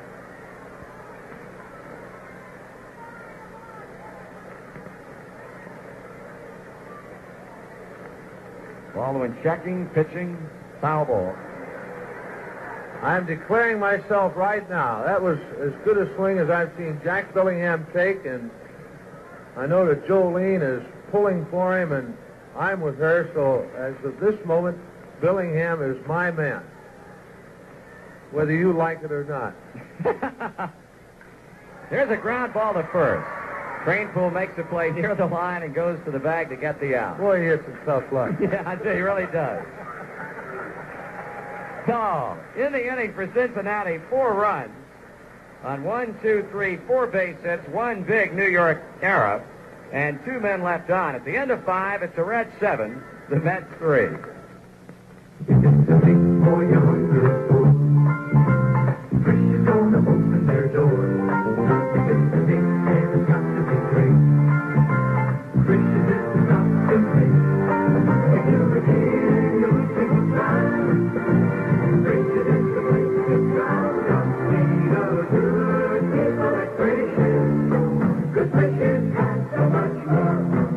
Carry home something good to eat.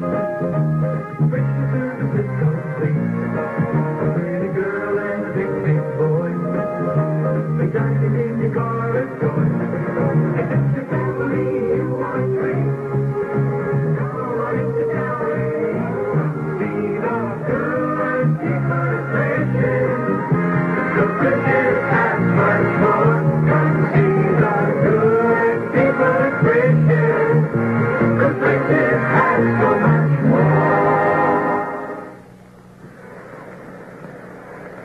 Before the Mets come to bat in the sixth inning, we'll pause again for station identification on the Cincinnati Reds Baseball Network.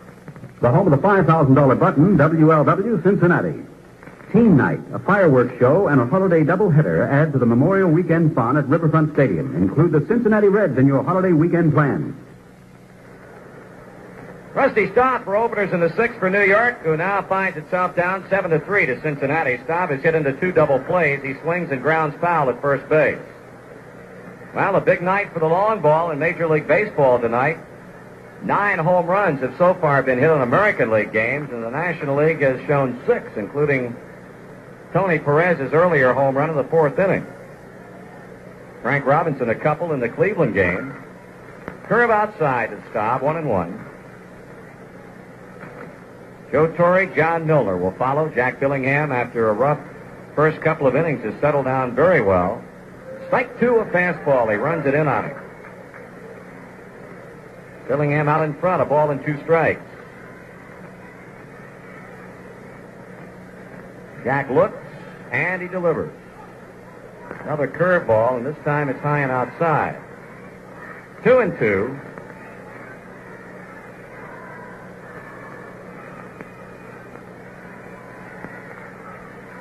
Foul ball at home plate.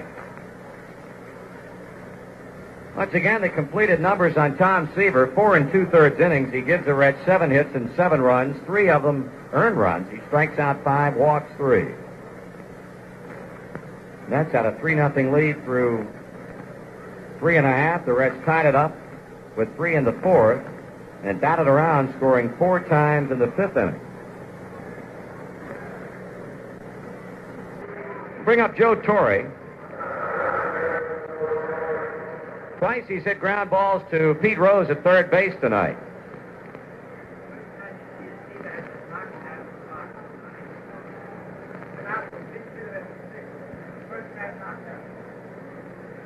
One out here in the New York 6th inning as Torre stands in. The pitch to him swung on and missed. Well, we pick up a bit of very interesting information from one of the writers covering the Mets, Jack Lang. This is the first time this season in 9 starts that Tom Seaver has been knocked out of a game. Been lifted for a pinch hitter, but no one has knocked him out of a game. Ground ball again to second. The throw to first, and they're 2 down. Well, I'll tell you, that's testimony to the man's greatness when you've made 9 starts and the first time you've been actually knocked out of a game by a club. Billingham, quite obviously, with his act together, will now work to John Milner, who has doubled and scored and hit a fly ball to left. The Reds 7, the New York Mets 3, as we play baseball in the 6th. A breaking ball swung on and missed.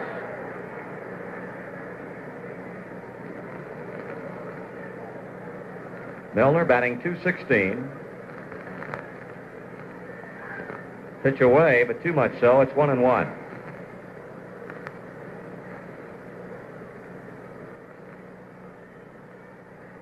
Curve in, strike 2 call. Milner behind with 2 out, a ball, 2 strikes.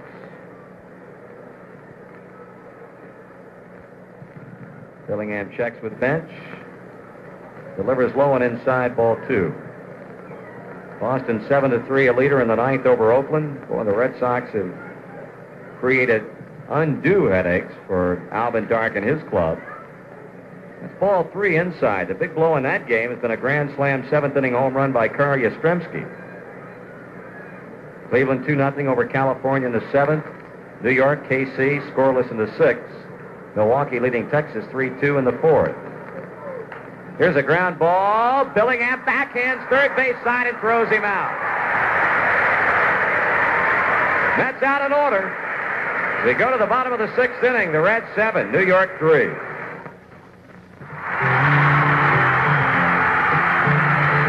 There's always got to be an end to the day. There always comes a time when we go our own way. I gave it all I had, but now it ends. The show is over. Good night, my friends. Now it's time to go my homeward way. For a beer that's still made the right way.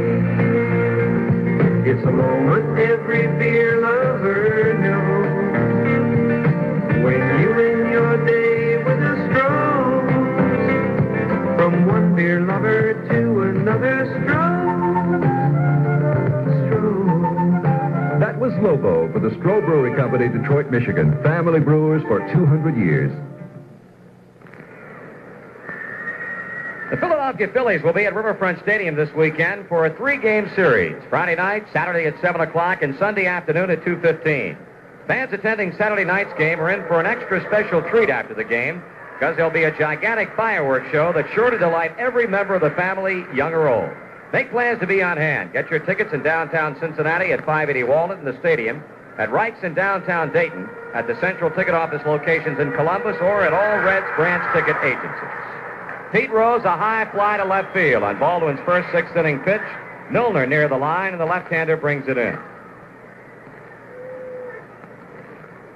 One out on one pitch plateward. Here's Ken Griffey. Reached on a fielder's choice, struck out, and walked and scored in that 4-run Reds fifth inning.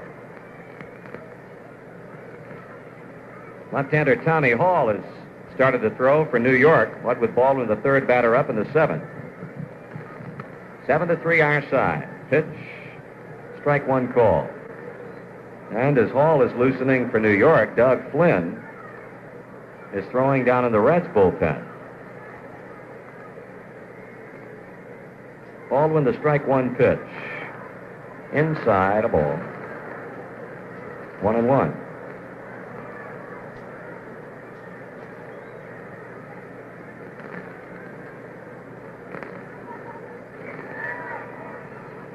There's a fastball over. Strike two, and it's a ball and 2 strikes.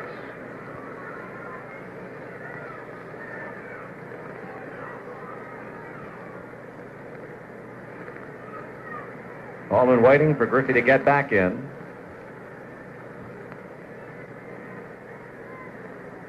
On the way with a pitch, and it's low and into him. 2-2 the count.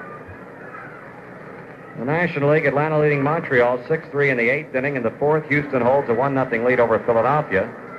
2 late games on the West Coast, St. Louis at San Diego and Chicago and L.A.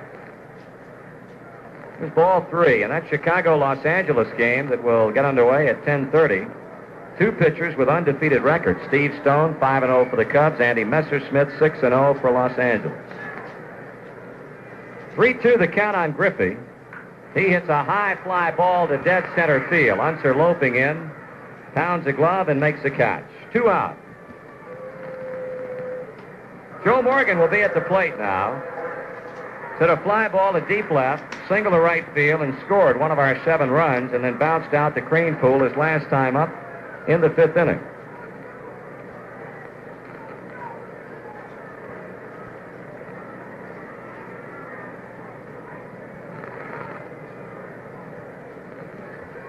Pitch to Joe Morgan, swing and a miss, a pitch in on his fist.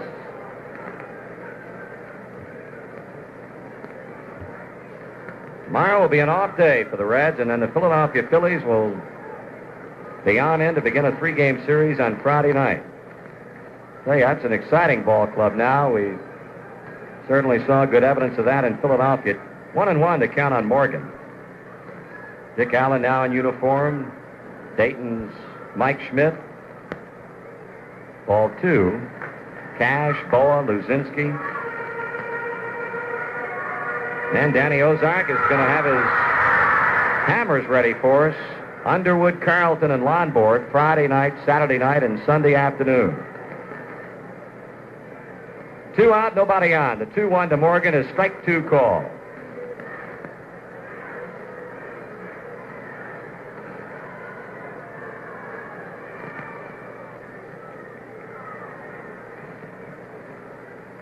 Baldwin bringing it. Morgan line drive, center a hit. Joe hanging out a frozen rope on that 2-2 pitch. The 9th of the game for Cincinnati, the 2nd off of Rick Baldwin.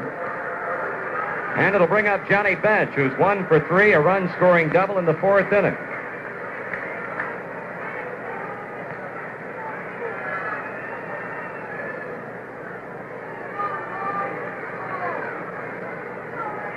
Well, the hits have come in bunches for us. 4 in the 4th, 4 in the 5th. Morgan's 2-out single here in the 6th. Bench facing Baldwin for the first time. Here's a pitch to him. Swing and a miss.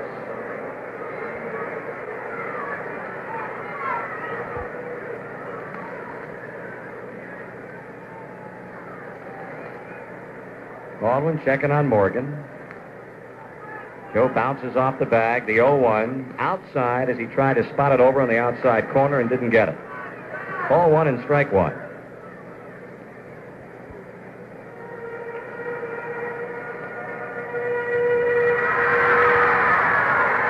Next pitch, Brett swings, that's a base hit center field. Morgan to second base, and it'll bring up Tony Perez.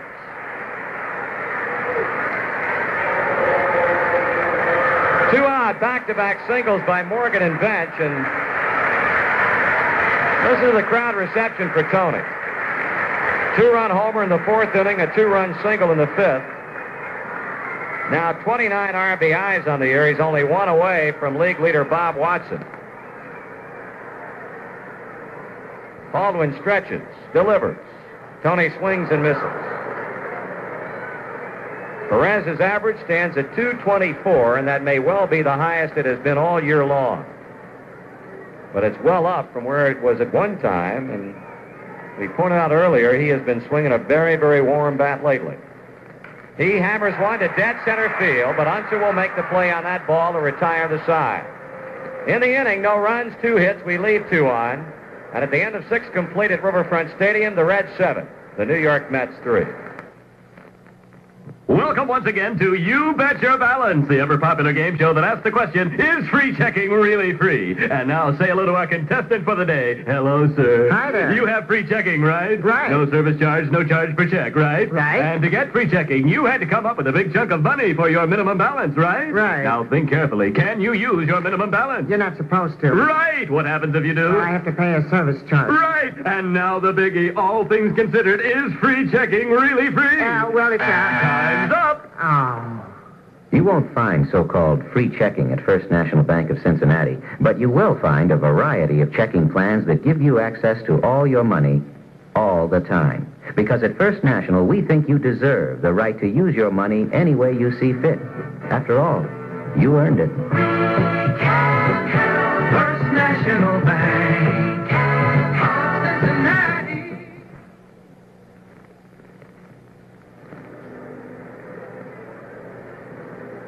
It's the top of the 7th inning as Jack Billingham goes back to the mound, leading by 4 runs. We've got a defensive change for the Reds. Here to tell you about that and call inning number 7 again is Joe. All right, Marty. Doug Flynn at second base replacing Joe Morgan. Joe out of the lineup. And, of course, Joe with that cut on the right leg, and good to get Joe a little rest. So Doug will be hitting in Joe's spot, number 3 in the Reds lineup. For the Mets, it's going to be Jerry Grody, Bud Harrelson, and a pinch hitter for Rick Baldwin. Tom Hall throwing in the New York bullpen. He will be the pitcher in the bottom half of the 7th. Grody stepping in. Jerry is 1 for 2. Had an infield single in the 2nd inning to drive in the 2nd New York run. Billingham ready to go to work. He winds and delivers to Grody just high a ball. Jack, after a shaky start, allowing a run in the first, 2 in the 2nd, now gone through 4 innings of shutout baseball. The 1-0 to Grody, swung on, 1 bouncer, Rose at third, has it. Pete's throw on to Tony Perez, 1 away.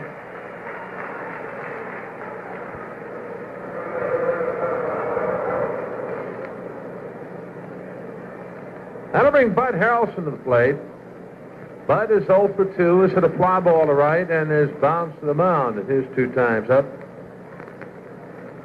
The Reds have out-hit the Mets 10-7. 5 of New York's hits coming in the first 3 innings.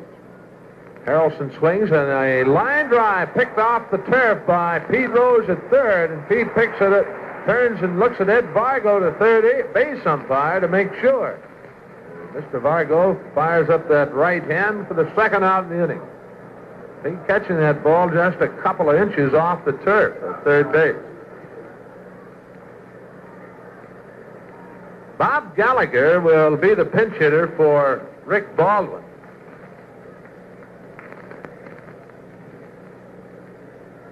Gallagher, well, let's see, will be making his 3rd appearance at the plate. He is 0 for 2, has walked once.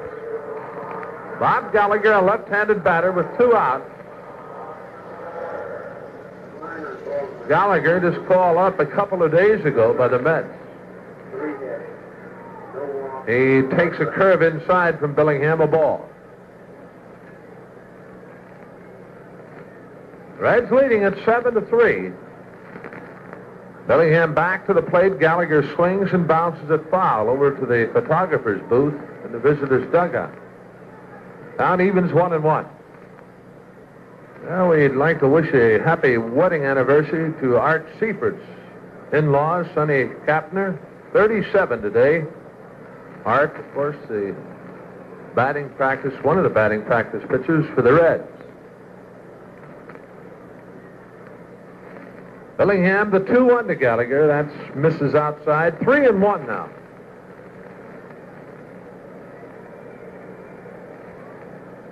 Jack waiting on Gallagher. Now he's back in the batter's box. Bellingham, the 3-1 delivery. That's swung on, ground ball. Perez gets the tip of his glove on it, can't hang on. And down the right field line, on his way to second is Gallagher.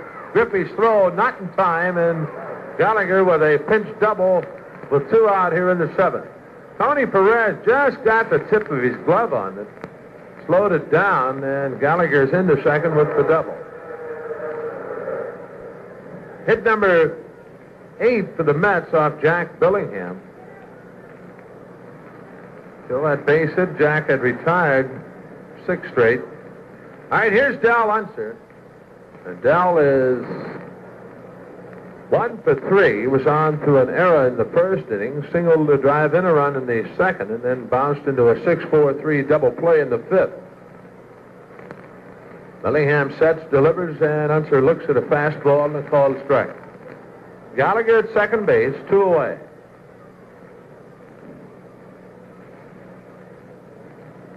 Bellingham has not struck out anyone, nor has he walked anyone. He delivers to Unser a curve that hangs outside, 1-1. Will McEnany heads on to the Cincinnati bullpen to start throwing. Tom Hall has completed his throwing in the New York bullpen. All right, Bellingham to the belt.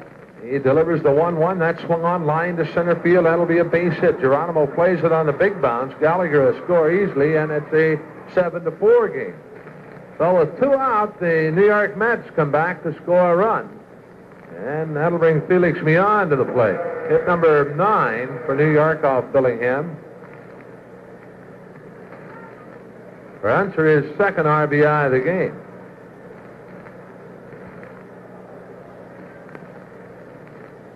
Millan has had 2 hits and 3 times at the plate, singled in the first, struck out in the second, and then doubled off the glove of Pete Rose in the 5th. 7-4 the score. Unser at first base with 2 away. Bellingham ready and delivers to Millan, high and inside, and Millan leans away.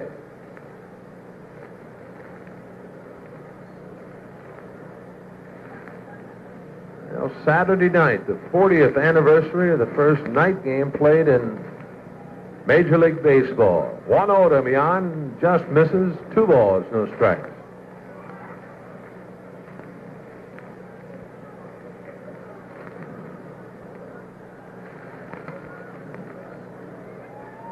Of course, the Phillies will be in Friday, Saturday, and Sunday. 2-0 to Millan. He takes a strike, 2-1.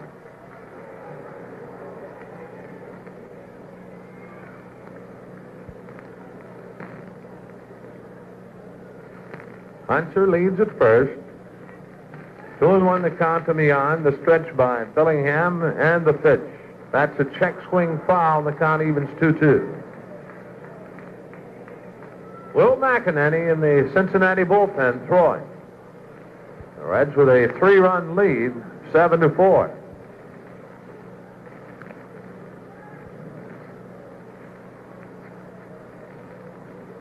All right, Jack, the stretch is 2-2 to Millan, outside and low, full count.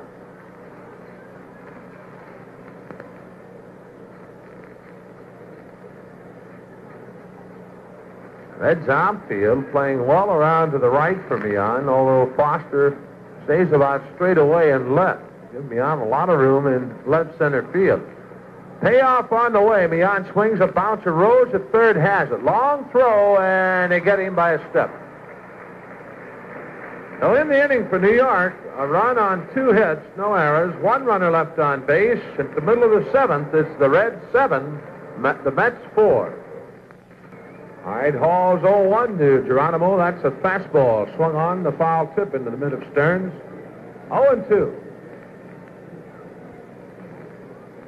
Well, we have over 5,000 Rosie Reds. And the guest here tonight, swing and a 1 bouncer. Buddy Harrelson at short to his right. Has it, throws on to Kranepool, 1 away.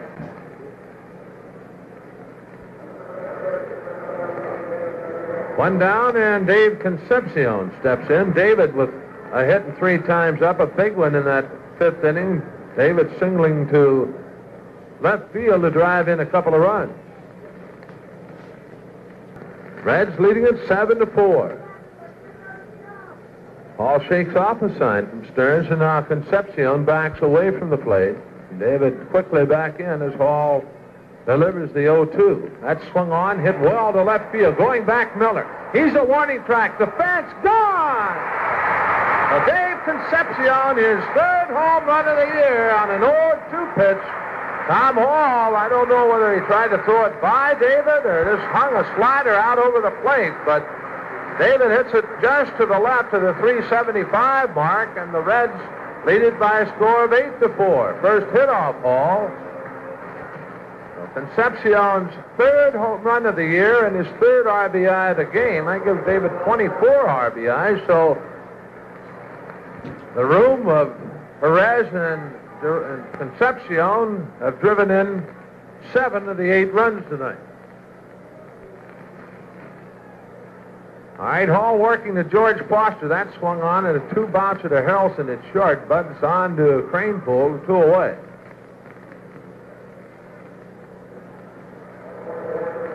Two down, and here's my man. Tough break his last time up. Hit a ball hard to Ed Kranepool, and Ed made a fine play on it. Well, I might be elaborating just a bit. How about some of the ropes your guy hit? Billingham takes high from Hall of ball.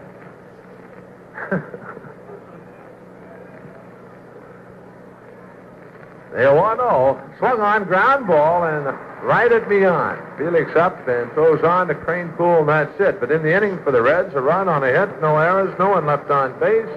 And we've gone through 7. The Reds lead it by a score of 8-4. Now the 7-inning totals. The New York Mets, 4 runs, 9 hits, 1 error. The Reds, 8 runs, 11 hits, and 2 errors. Ed Kranepool will lead off the 8th for New York. Back for the action, Marty Brenneman. Okay, and we'll pause for station identification on the Cincinnati Reds Baseball Network. The home of the $5,000 button, WLW Cincinnati. The Cincinnati Reds will celebrate the 40th anniversary of night baseball on Saturday, May 24th. Fireworks will follow the game. Make plans now to be on hand.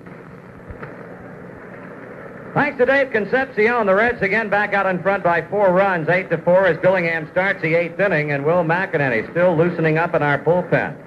Ed Kranepool, 1 for 2, in addition to a run-scoring sacrifice fly tonight. Left-handed batter. Billingham delivers, and Kranepool takes the curve inside. Ball 1.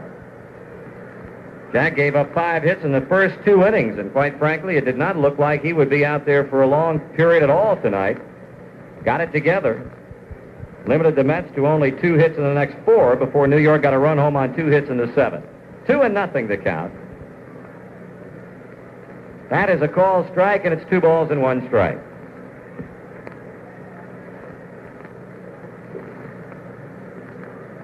Reds have out-hit them 11-9. Outscored them 8-4. Here's a rope to right field that is in for a base hit. Griffey goes to the corner, picks the ball up, Kranepool towards second, and he is in standing with a double.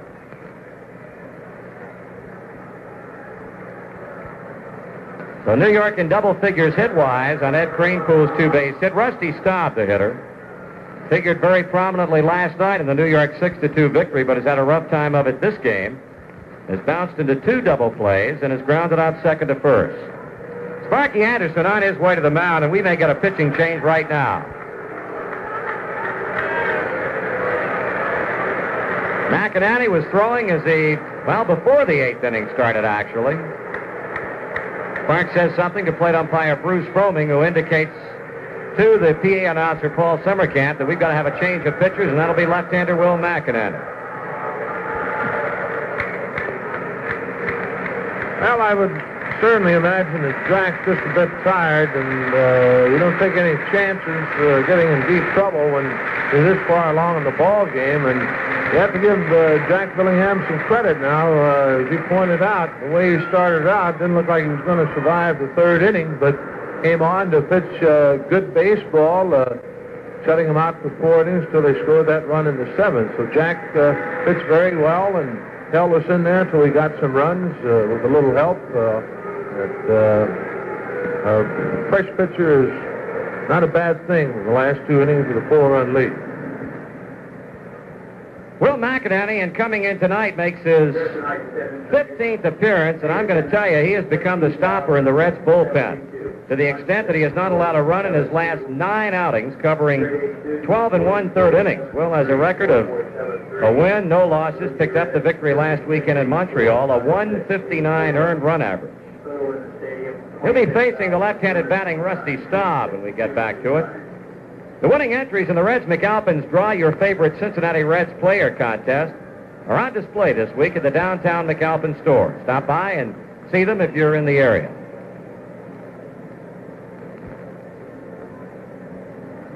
Greenpool at second, nobody out. Reds up by 4. Raleigh Eastwick has gone down to pick up where Will left off. Finals in the National League this afternoon at 11. The Giants over the Pirates 2-1. Tonight, Atlanta beat Montreal 6-3. Houston won, Philadelphia nothing in the 5th. And St. Louis and San Diego, well, they got underway a couple of minutes ago.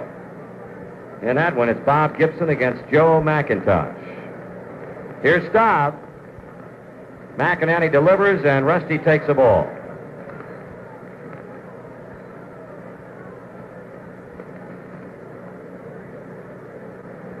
"21 hits in the game tonight. Been a wild one. High pop, shallow right. The rook Flynn is back under and makes a catch. Joe Torre, the batter, with 1 out. Retired on a fine fielding play by Rose in the 2nd inning of his slowly hit ground ball. Bounced to 3rd again in the 3rd and was thrown out 4-3 in the 6th inning.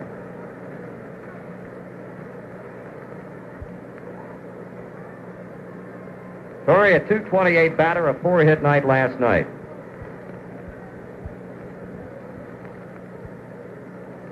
Greenpool, the base runner, and leading at second base. McInerney, the long look to bench, the pitch. Ball strike.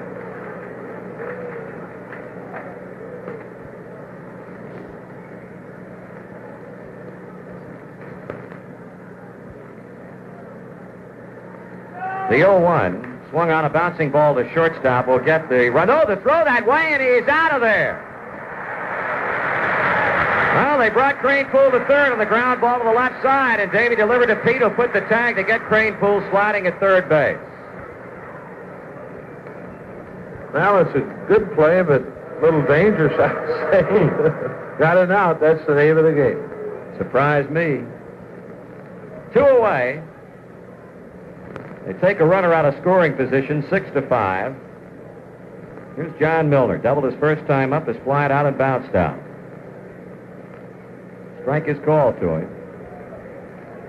In the American League, 1 final score. Boston over Oakland 7-3. The rest are still in progress. McInerney, a couple of negative shakes of the head. Gets what he wants, throws, and it's a ball away and low. 1-1. Reds 8, New York 4. The Mets bat in the 8th inning. McInerney on in relief of Jack Billingham.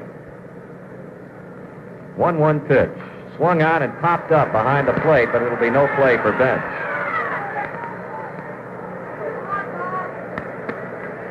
One ball and 2 strikes.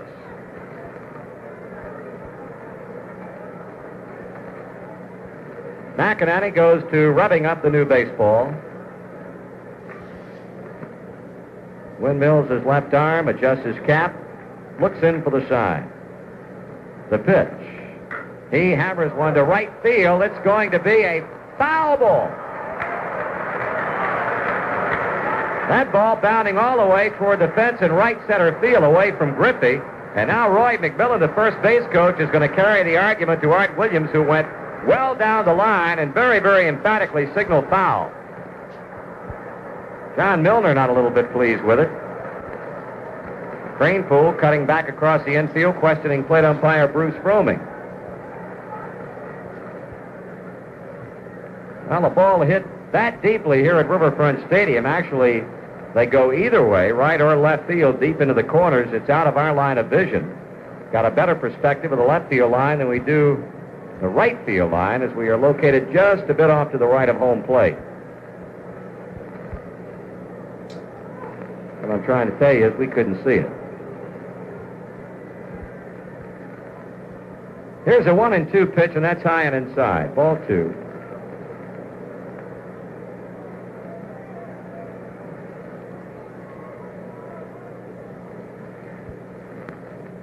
McInerney checking Torrey, and fouls Milner back, straight back and over the screen.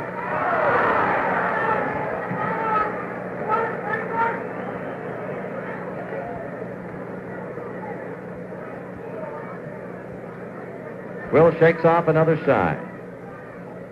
Working to Milner, ground ball first. Tony has it to the bag, and the side retired. No runs, 1 hit, 1 left. We go to the bottom of the 8th inning. It is Cincinnati 8, the New York Mets 4. Teen night can be family fun night at Cincinnati's Riverfront Stadium this Friday. Young Reds fans through age 19 may purchase regular $3.50 reserve seats for only $1.50. That means Mom, Dad, and 2 youngsters can see a Reds game for as little as $10. A great entertainment bargain. Make plans now to get the gang together for the next teen night when the Reds meet the Phils this Friday, and get your tickets in advance. Pete Rose to start off the home 8th inning. Tommy Hall, the former Cincinnati Red, delivers high inside. Rose is 0 for 3. He's been on twice with a walk and an error and has scored a run. There's a strike to him, and it's 1 ball and 1 strike. Kenny Griffey on deck, or rather Merv Retman has moved to the on-deck circle.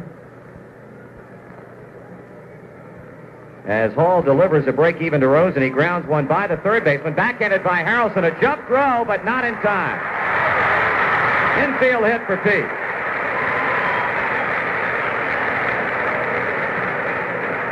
Marty, Merv Retman hitting here now. It's going to be interesting to see here. Merv, during batting practice tonight, had opened his stance a little more. You know, he's very closed, and during batting practice, he opened his stance up more about parallel with the plate, pulling that front foot back. And let's see if he tries that here.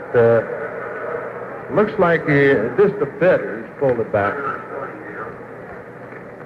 Rose at first with an infield hit as Hall deals one in at the knees to pinch hitter Retman for a call strike. 1 strikeout. 12th hit of the game for Cincinnati, and the first for Pete Rose. Retman ball high to him, 1-1. The pitching totals on Jack Billingham: 8 innings, 10 hits, 4 runs, 3 earned. He had a strikeout. Doug Flynn will be up next. Hall checking Rose. Retman checking his swing, and it's ball 2, 2-1.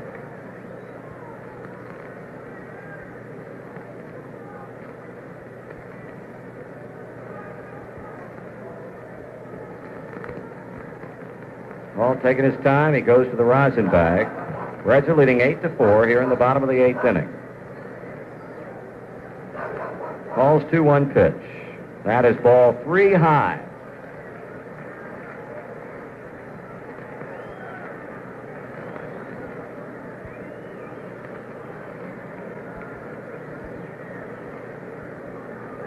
So Hall behind to Retman, 3 balls and 1 strike. Checking the pitch. Ball 4. Got our first 2 men on base. Infield hit by Rose, a walk to Retman. Bring up Doug Flynn.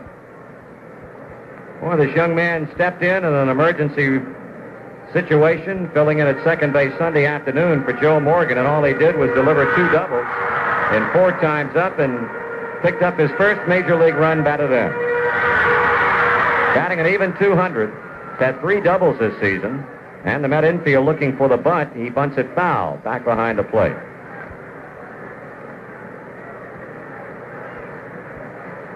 Hall, the third New York pitcher. Seaver went 4 2/3. He stands to lose it. Baldwin an inning and a third. Tom came on in the 7th. Gave up a home run to Dave Concepcion. Here's the pitch, and that's up high. 1-1.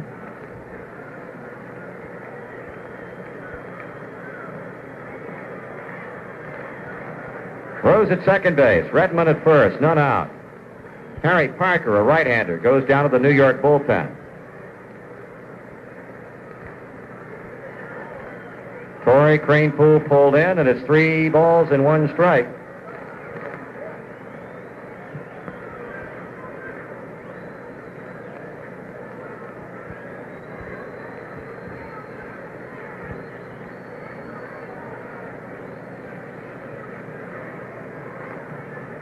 Pitch on the way, and that's high. Now it's 3-1. It was 2-1. Now 3 balls and 1 strike. Well, Flynn wanting to put a bunt down to get the runners into scoring position for Johnny Bench, but Tom Hall having trouble locating the strike zone here. Ready again with the next pitch. Swung on, hammered to deep left field. It is going to be a home run for Doug Flynn. Doug Flynn on a 3-1 pitch hammers one out of here to left field.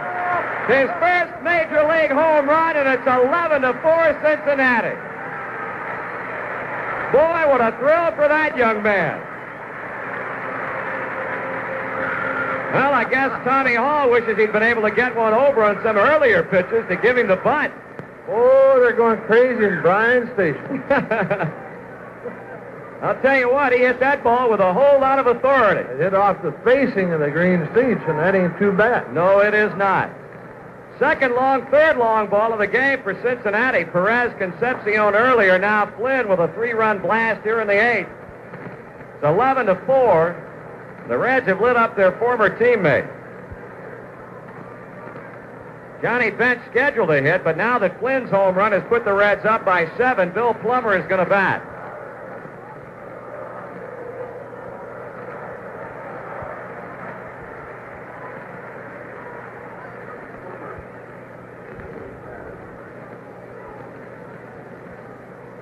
Plummer pinch hitting for Johnny Bench is in the on-deck circle, swinging the bat as Tommy Hall waits out on the mound.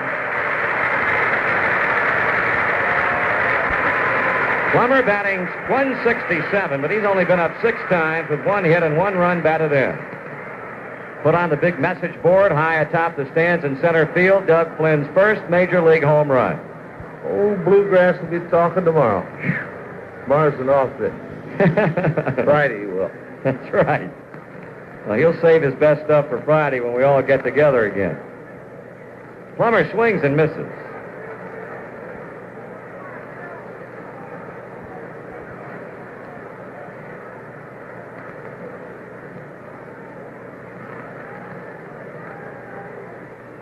Strike 2 swinging. No balls and 2 strikes on Bill Plummer. Well, Pete started it with an infield hit to shortstop. Griffey got a walk, and then Flynn came up in a bunting situation. Hall wouldn't give him but 1 pitch to bunt, and he fouled that off the first pitch. 3-1 to count, and Doug swinging away and hammered one out of here. 1-2 as Hall misses away. Reds offense has come alive in a big, big way on this night. There's strike 3 call on the inside at the letters. 1 out.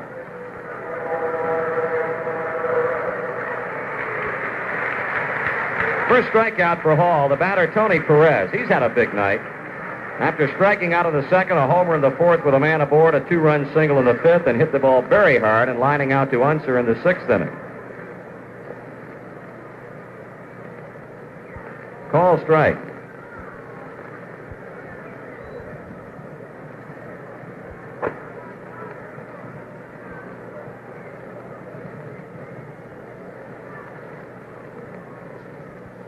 Tony, a foul ball to the screen, 0-2.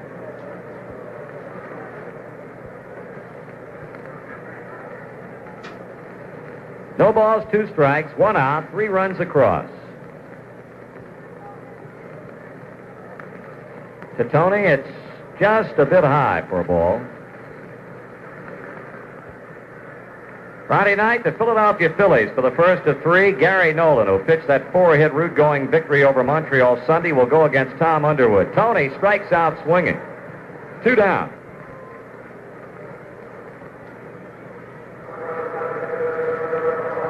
It'll bring up Geronimo, who's had a hit in 4 times with a run scored.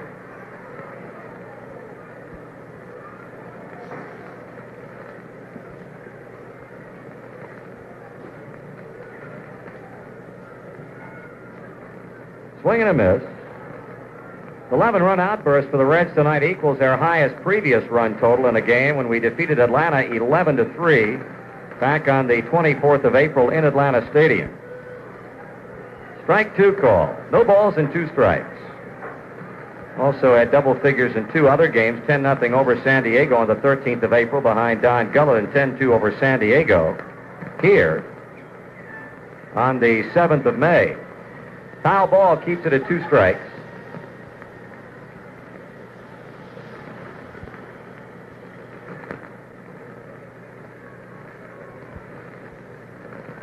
Hall tries to put Geronimo away, but the pitch stays up high, and it's 1-2.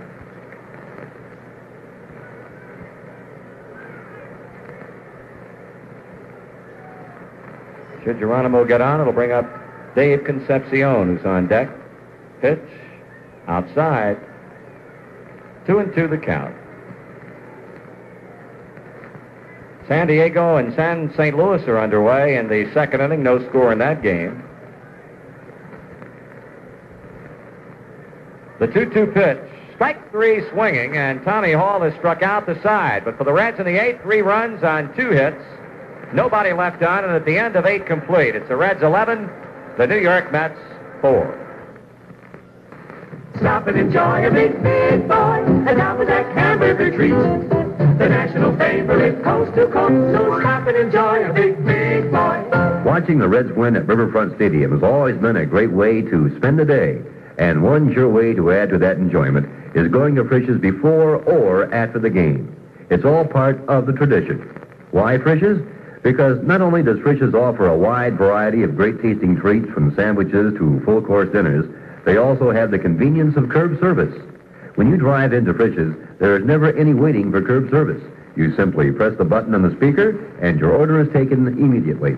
Fast, easy, and convenient. That's the best way to describe Frisch's curb service. So the next time you're on your way to the game, curb your appetite.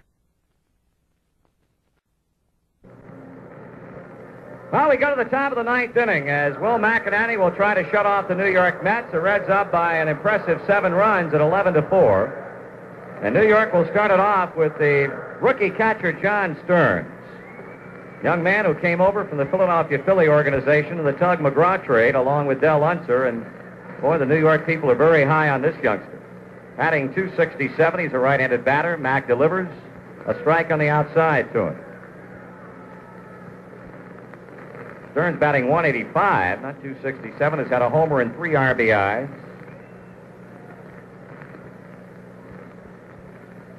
The 0-1 to him is swung on and missed, strike 2.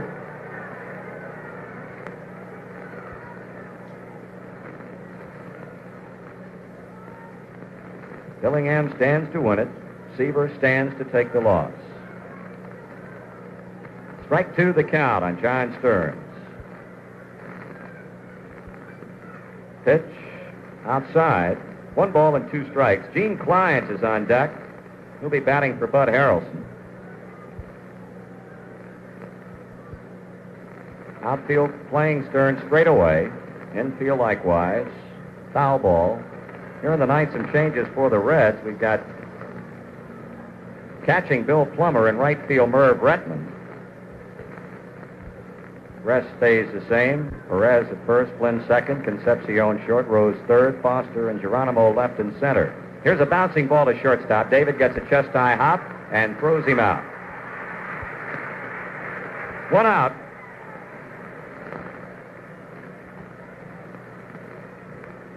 Here's Gene Clines. He was a starter in center field last night with a left-hander gullet on for the Reds. Clines batting .132 with no homers, no RBIs. Has had 5 hits and 38 trips with a double. His only extra base hit.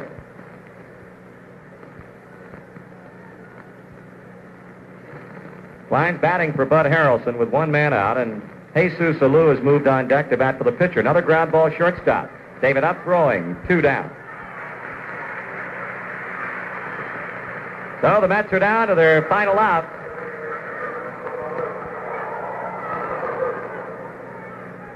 Veteran Alou to be the hitter, hitting .350 with 7 for 20. All singles, 3 runs batted in. 286, 4 runs, 12 earned, 3 hits, 1 walk, 3 strikeouts. So Will try to get Alou and wrap it up for Cincinnati. 2 out, the base is empty, 11-4 our side. Here's the left-hander's first pitch, and it's in for a taken strike. Don't forget to stay tuned on most of these same stations. Joe Nuxall with the Star of the Game show, and then scores and comments immediately following. Foul at the plate, strike 2, and Will McInerney throwing nothing but bullseyes here in the 9th inning.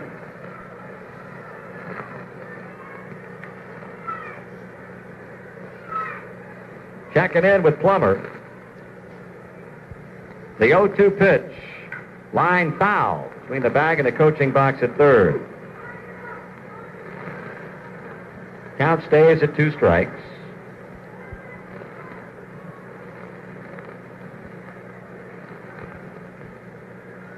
Will fingering the new baseball. Alou waiting, pitch. Too much inside and high. 1-2.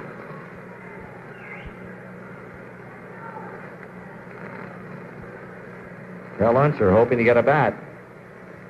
That's too low, and it's 2 balls and 2 strikes. That pitch just did miss. Reds trailed at 1.3-0 before they rolled out the heavy artillery. 3 homers, 13 hits, 2-2 on the way. Ground ball over the mound, and that'll be through up the middle of base hit center field. A pinch single for Jesus Alou will bring on Del Unser in his bid to chalk up a 3-hit night and also keep the Met 9th inning alive. Reached on an error, singled 2 runs across with base hits in the 2nd and 7th. Bounced into a 5th inning double play.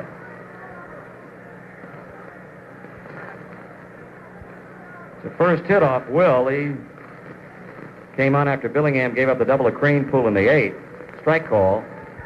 Got Staub, Torrey, and Milner in order, and then here in the 9th got Grody and Clines, Stearns and Clines on consecutive ground balls to short before Alou singles to center field. The strike 1 pitch, strike 2 swinging. 0-2. So it's down to 1 strike.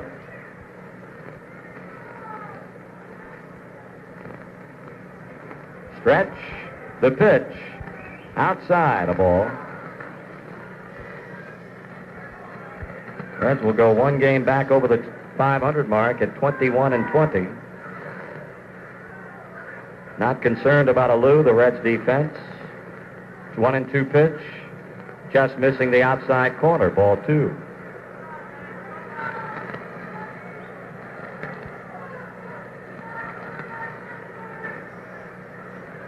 McInerney mopping his brow as Unser steps back in. Plummer hangs aside. Will the pause a pitch. Ground ball, foul at first base.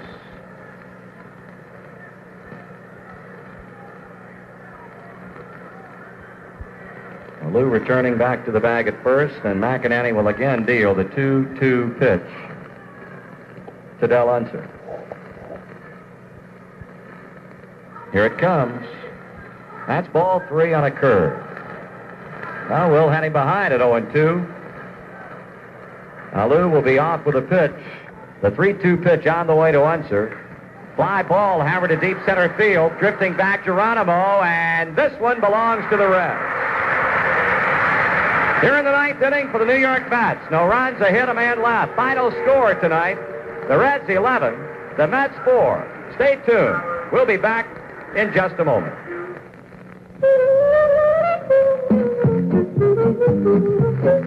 Stroh Brewery want to remind you that it's Stroh a party time, and they also want to give you a free recipe on how to Stroh a party. So, here goes. First, get yourself some good music like this. Next, add some good friends and neighbors. Spread around some good snacks like potato chips, pretzels, things your friends like, or be different, and surprise them with something new and good.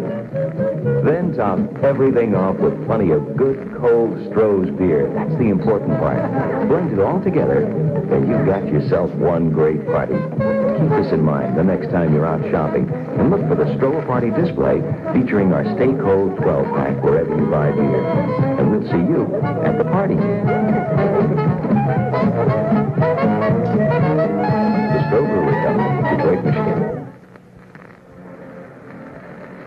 Well, an out-of-sight performance by the Cincinnati Reds offense tonight, a phase of the game that has seemed to elude this club over the last week to 10 days, but tonight was not the case by any means.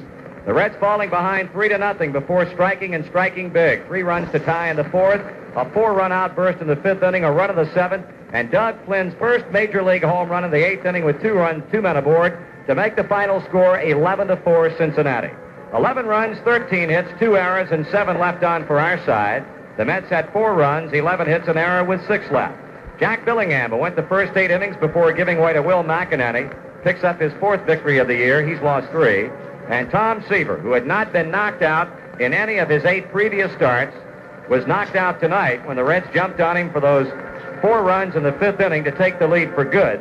And Seaver absorbs his 4th defeat in 9 decisions. 11-4, the Reds win it to go one game back over the 500 mark. Stay tuned. We'll be back with our closing comments on the wrap-up in just a moment. Hello, sunshine. Hello, Mountain Dew. With the lemony look of sunshine and the different taste that's right for you. Fresh as sunrise. Mountain Dew. Boys like sunshine. Refreshing at morning.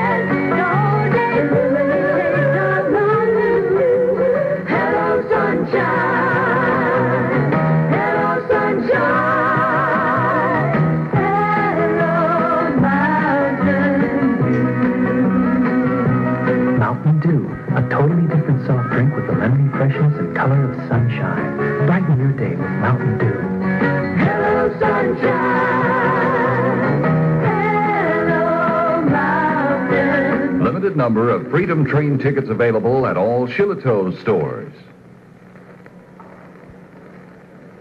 The Reds, by winning tonight, again go one game back over the 500 mark at 21 wins and 20 losses, and will have a day off tomorrow before beginning the 3-game weekend series here Friday night against Danny Ozark's Philadelphia Phillies. And in that game, it's going to be right-hander Gary Nolan trying to even his record out at 3-3 on the year against the rookie left-hander Tom Underwood, who has pitched so impressively, especially in his last 2 starts with a shutout over the Reds at Veterans Stadium in Philly and a 4-hit conquest in his last start. He's 5-3 on the year. That game will get underway at 8:05. It should be a very interesting weekend because I would have to feel that the Reds have a little bit more incentive going for them when they take on the Phillies this weekend than in the wake of what the Phils did to us in Philadelphia in this recently completed road trip, taking all 4 games. And it should be a dandy weekend of baseball with Nolan going against Underwood Friday, Darcy versus the left-hander Carlton on Saturday at 7 o'clock, and Gullett to battle right-hander Jim Lonborg in the series wrap-up at 2:15 on Sunday afternoon.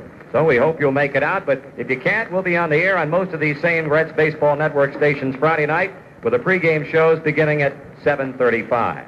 This broadcast is authorized under broadcasting rights granted by Cincinnati Reds Incorporated solely for the entertainment of our listening audience. Any publication, rebroadcast, or other use of the descriptions and accounts of this game without the express written consent of Cincinnati Reds Incorporated is prohibited.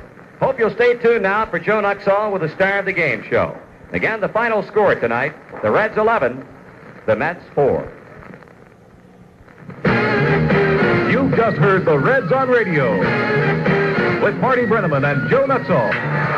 Reds baseball has been brought to you by Stroh's, family brewers for 200 years, from one sports lover to another.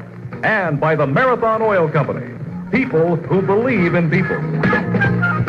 By the First National Bank of Cincinnati, where your money grows safely in high-return certificates of deposit. By the Pepsi-Cola Bottling Company of Cincinnati, bottlers of Pepsi-Cola, Dr. Pepper, and Schweppes products. By Frisch's, sports, or any kind of fun. They just naturally go together. And by Riverside Ford in Newport, a block and a bridge from downtown Cincinnati. Follow the 1975 Cincinnati Reds and tune in next time for more Reds on Radio on this, the Cincinnati Reds Baseball Network. Try my Jackson's Applejack chewing tobacco just one time, and I'll guarantee you your mouth will wake up, your body will tingle, and you'll come back for more. WLW Radio, Cincinnati. Hello, Gene Lehman, Riverside Ford. We'd like to sell you a new 1975 Granada. We've ordered 50 extra Granadas. They're arriving daily. We have a special price on them. You can buy a new Granada. This is a brand new 1975 Granada, the full price of only $3,129, and we have them in a variety of colors. Riverside Ford always needs good used cars in trade. We have 3 large used car lots, and we continually need good used cars for these lots. This is why you can get $200 to $300 more for your present car in trade at Riverside Ford. Folks, we have the best Ford service in this area. So if you're considering buying a new Ford product, especially a Granada, you want to come to Riverside Ford. We're a block and a bridge from downtown Cincinnati and Newport, Kentucky. We have a tremendous selection of cars and trucks, but right now, we're having a special sale on Granadas. You can buy a brand new 1975 Granada, the full price, $3,129. We'll see you in Newport, Kentucky tomorrow. Now, star of the game with Joe Nuxall, brought to you by your neighborhood Admiral and Speed Queen appliance dealers.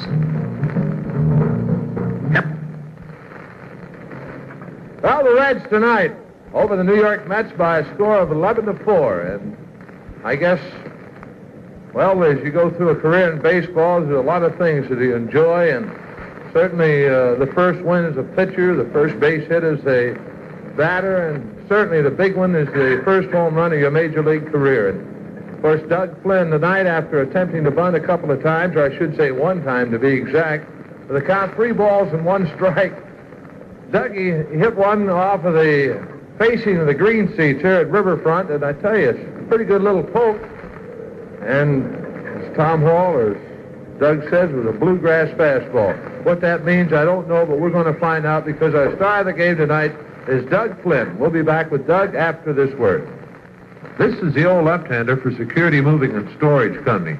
You've heard us say that Cincinnati Reds fans are some of the best fans in the world. But back in 1903, the total attendance for the year was only 351,680. And to think that last year we had an attendance of over 2 million for the second straight year. That's really moving up. 1903 was important for another reason. It was the year Security Moving and Storage Company started in business. Since that time, they've moved a lot of Cincinnati Reds fans.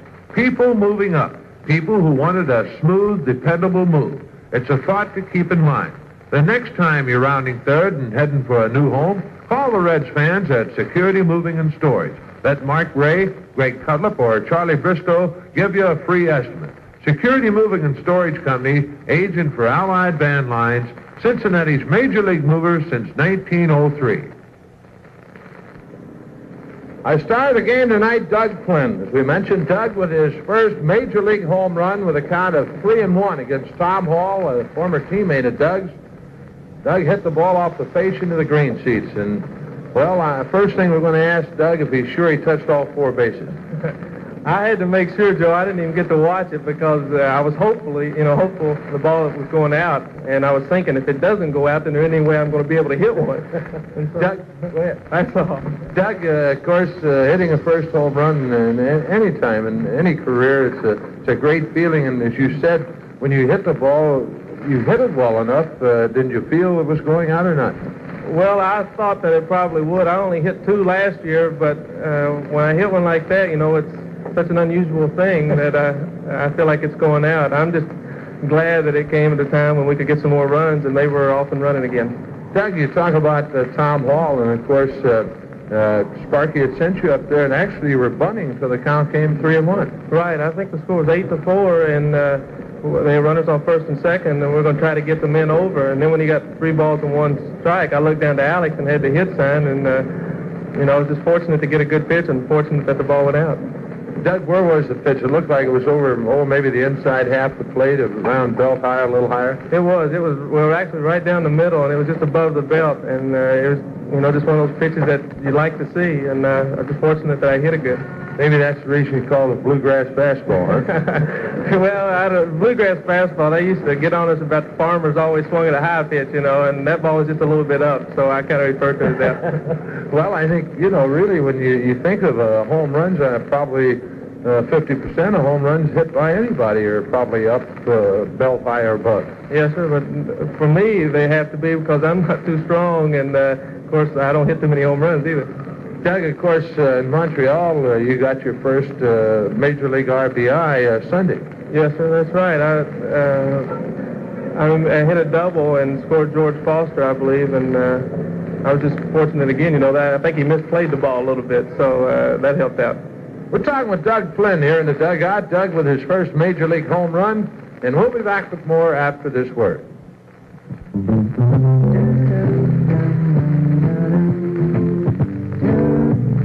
Hi, I'm Roger Miller with some good news. Now you can save 25% on Gabriel Strider's shock absorbers. Buy 3 Striders and get the 4th one free. Striders are the Shock's Road and Track magazine declared overall winner of all shocks tested on a 74 Corvette. Striders are 3-way adjustable shocks. You set them to regular, firm, or extra firm, and you get a ride that's just right for your car and the way you drive. Save now where you see the buy 3, get 1 free sign. But hurry, this special 4 for 3 offer ends May 31st, 1975. And how can you beat that? Gabriel Striders. King of the road. Buy your Gabriel shock absorbers at Johnson Service Station, US 50 in Lawrenceburg, Indiana, or at Richter's Service Station, 2026 Harrison in Cincinnati, Ohio. Doug Flynn, our star of the game, and we're sitting here talking during the commercial break, and Doug says, he says, I'm still excited about this, and I'm having trouble talking. But Doug, I guess really you think about it, and I think every ball player that ever played this game and the major leagues, that first one was very exciting regardless of what the circumstances were, and tonight really was a circumstance where it put the game out of reach. Yes, sir. Well, I was glad that my family was here to be able to enjoy that. I think they're wearing out I-75 coming up here, but I'm really glad that they got to see it, and I'm really fortunate it came at a time when it did help us, to have a better lead. Doug, of course, your dad, Bobby, you say is here tonight, and you made a remark before we started the program that usually when your dad or your family is here, you don't do too well. Well, when I was playing in high school and college, he was always officiating basketball games or baseball games, and then every once in a while he'd get to see me play, and I'd play really bad, and so he's been up here every night. Surely I'd have one good game as much as he's been coming up here, so I'm just very happy that he got to see this. Doug, you said something, again, during the commercial break, the fact that Clu has been working with you at the plate. What has he been doing with you? Right, well, I was hitting defensively when I got here. In the spring training, I wasn't, but when I got here, I started trying to press a little bit, I believe, and I wasn't getting any power because I was taking my bat from a stationary position and trying to go after the ball. And so every day, Clu's been working with me to get my bat moving a little more, and then Alex is coming out early, and they've both been helping me to get my bat going, and the balls have been going off the bat a lot better, and I think that's, it's been a big help to me. Doug, I guess you talk about getting a bat started, and if people understand what you just said, in other words, holding the bat, say, over your right shoulder and going from there, and what I think for the folks to understand, more or less what they're trying to do with you is cock the bat, more or less. In other words, get it started. Right. Well, guys like, Johnny Bench and Tony, they are so strong that they don't if they have a ball that they might get jammed on, they're strong enough that they can go on and hit the ball for a base hit, whereas I'm not that strong, and the balls that they're hitting for base hits are pop-ups or just weak grounders. And John, Dougie, you talk about hitting, and really, basically, you can't say, well, that home run makes me a home run hitter. No, sir, it doesn't, but it makes me awfully excited. Doug, congratulations on number 1, and, well, we hope you have many more of them, but more than that, a lot of important base hits. Thank you very much, Joe. All right. Doug Flynn, our star of the game, and Doug with his first Major League home run as the Reds win it by a score of 8-4 over the New York Mets. That's it from here in the dugout. Now, on most of these same stations, stay tuned for Marty Brennaman with scores and comments. Tomorrow, an off day, and the Philadelphia Phillies move into town for a 3-game series starting Friday night. Until then, this is the old left-hander rounding third and heading for home. Good night, everyone. You've just heard Star of the Game with Joe Nuxall, presented by Gabriel Shock Absorbers. There's a Gabriel shock that's right for your car and the way you drive. For total service in real estate, time now for Scores and Comments with Marty Brennaman, brought to you in part by Kenmont Dodge, 7788 Montgomery Road, Cincinnati. Hello again, everybody. Back at Riverfront Stadium, where tonight we witnessed a big offensive show by the Cincinnati Reds, and rolling to an 11-4 come-from-behind victory over the New York Mets. And a lot of offense, some home runs. We'll be telling you all about it later on. But first, we'll turn now to the American League, where 2-game finals are in, and Cleveland defeating the California Angels 3-2, 3 runs, 5 hits, and no errors for Cleveland. 2 runs, 5 hits, 1 error for California. Kern, the winning pitcher, 1-0. Tanana, the loser, 2-2. And a big night at the plate for Cleveland's playing manager Frank Robinson. He hammered 2 home runs, his second and third of the year, both with nobody on base, but the Cleveland winning run coming in the bottom of the 7th. The Boston Red Sox nailed another loss, 7-3 at Fenway Park. 4 home runs hit in that game. Rico Petrocelli, a 2-run blast for the Red Sox, his third, and a big blow, a 7th-inning grand slam by Carl Yastrzemski, his third of the year. Gene Tennis, number 6, Reggie Jackson, number 7, solo home runs for Oakland. 7 runs, 8 hits, no errors for Boston, 3-7-1 the Oakland numbers. Cleveland, the winning pitcher, 3-2. Holtzman, the loser, his record dips to 3-5. Kansas City and New York are playing in the 10th inning at Shea Stadium, and that game is all locked in at 1 run apiece. New York scoring in the bottom of the 6th inning, Kansas City to come back to tie it against Doc Medich in the 7th. The Texas Rangers and the Milwaukee Brewers have completed 6 up in Milwaukee, and that game has the Rangers out in front by a score of 5-4. Jim Spencer has hammered a home run for the Texas Rangers with 2 men on base in the 2nd inning, his 4th of the year. Baltimore leading the Chicago White Sox by a score of 6-1 through 6 complete. 2 home runs for Baltimore. Bobby Grich with 2 men on base in the 1st inning, his 7th of the season, and Lee May, his 6th of the year, a solo shot in the 6th inning.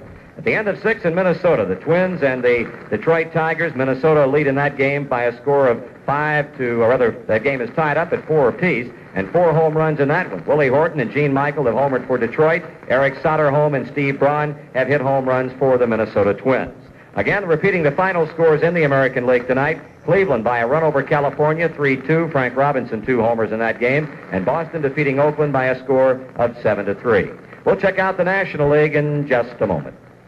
2 reclining bucket seats and carpeting for both your feet, and windows made of tinted glass, a key for locking up your gas. The outside air can flow right through, in front the sprigs are standard too. How did Dodge Colt put so much in such a little car?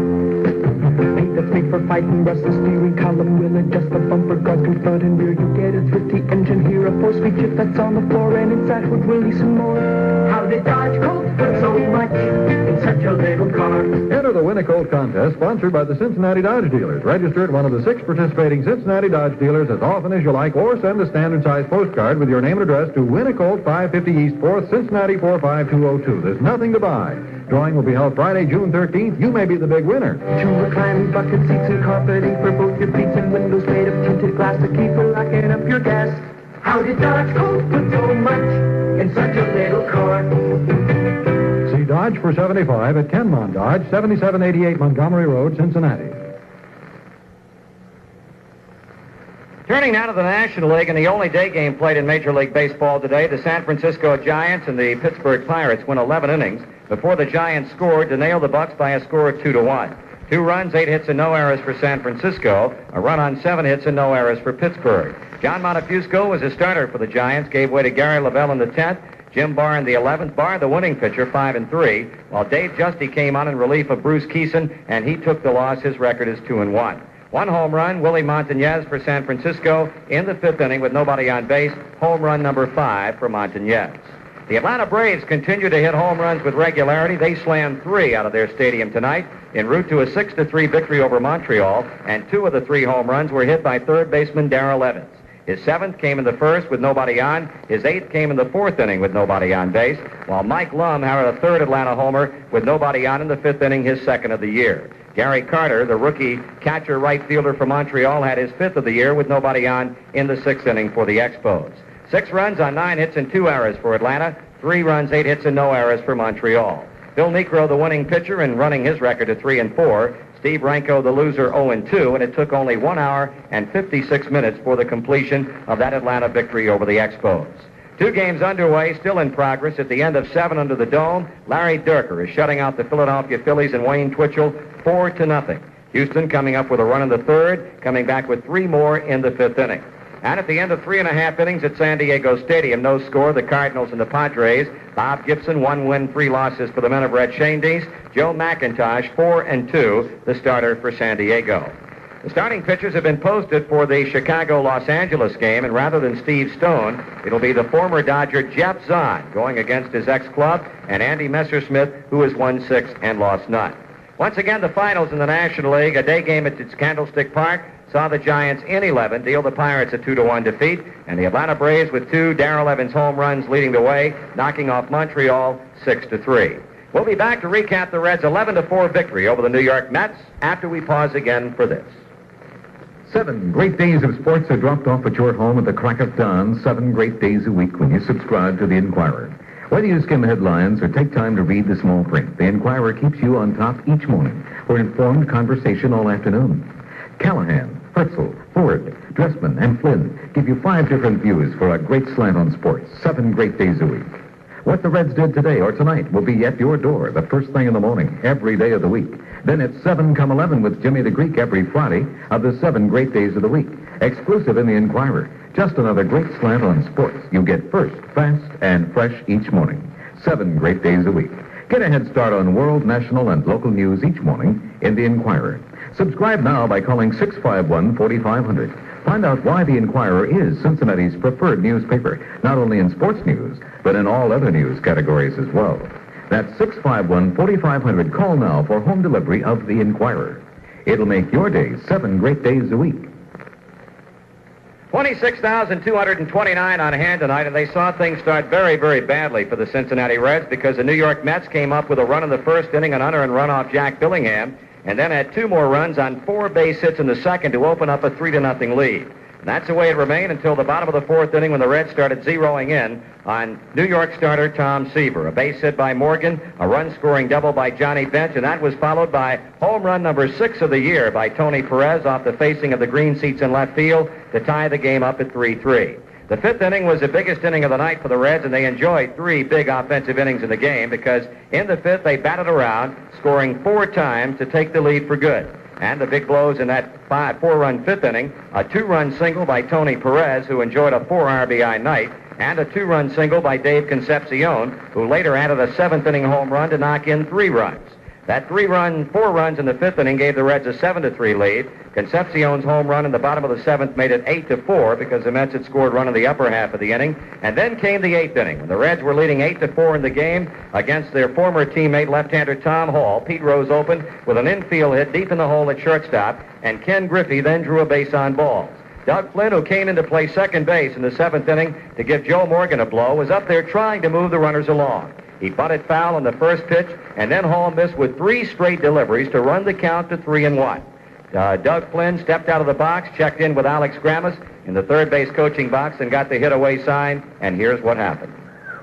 Ready again with the next pitch. Swung on, hammered to deep left field. It is going to be a home run for Doug Flynn. Doug Flynn on a 3-1 pitch hammers one out of here to left field. His first major league home run, and it's 11-4 Cincinnati. And it's needless to say that Doug Flynn, our star of the game tonight, and the happiest young man probably in all of Cincinnati, maybe in all of Ohio as far as that's concerned. And as Joe pointed out, they're dancing in the streets in Lexington, Kentucky, and in the suburbs of that college town tonight, because this young man will remember the night of May 21st for a long, long time, his first major league home run. Jack Billingham, the winning pitcher, with fine relief help from Will McInerney. Jack is 4-3. Seaver, the loser, 5-4. The first time in 9 starts this season that the New York ace right-hander has been knocked out of a game. So the Reds are now 21-20 as they go 1 game back over the 500 mark, and will enjoy a Thursday off before welcoming the Philadelphia Phillies in here on Friday night. And in that game, the pitching probables will have Gary Nolan going to the mound with a 2-3 record for our side. Rookie left-hander Tom Underwood on for the Phillies. He's won 5 and lost 3. Game time 8:05, and our broadcast time on most of these same Reds Baseball Network stations will be 7:35. A lot of good things happened to Cincinnati tonight, the kind of things that you've come to expect from a Reds ball club, and maybe tonight's game will be the beginning of big, big things to come. Once again, the final score tonight, the Reds 11, the New York Mets 4. Until Friday night, for Joe Nuxall, this is Marty Brenneman from Riverfront Stadium saying, so long, everybody.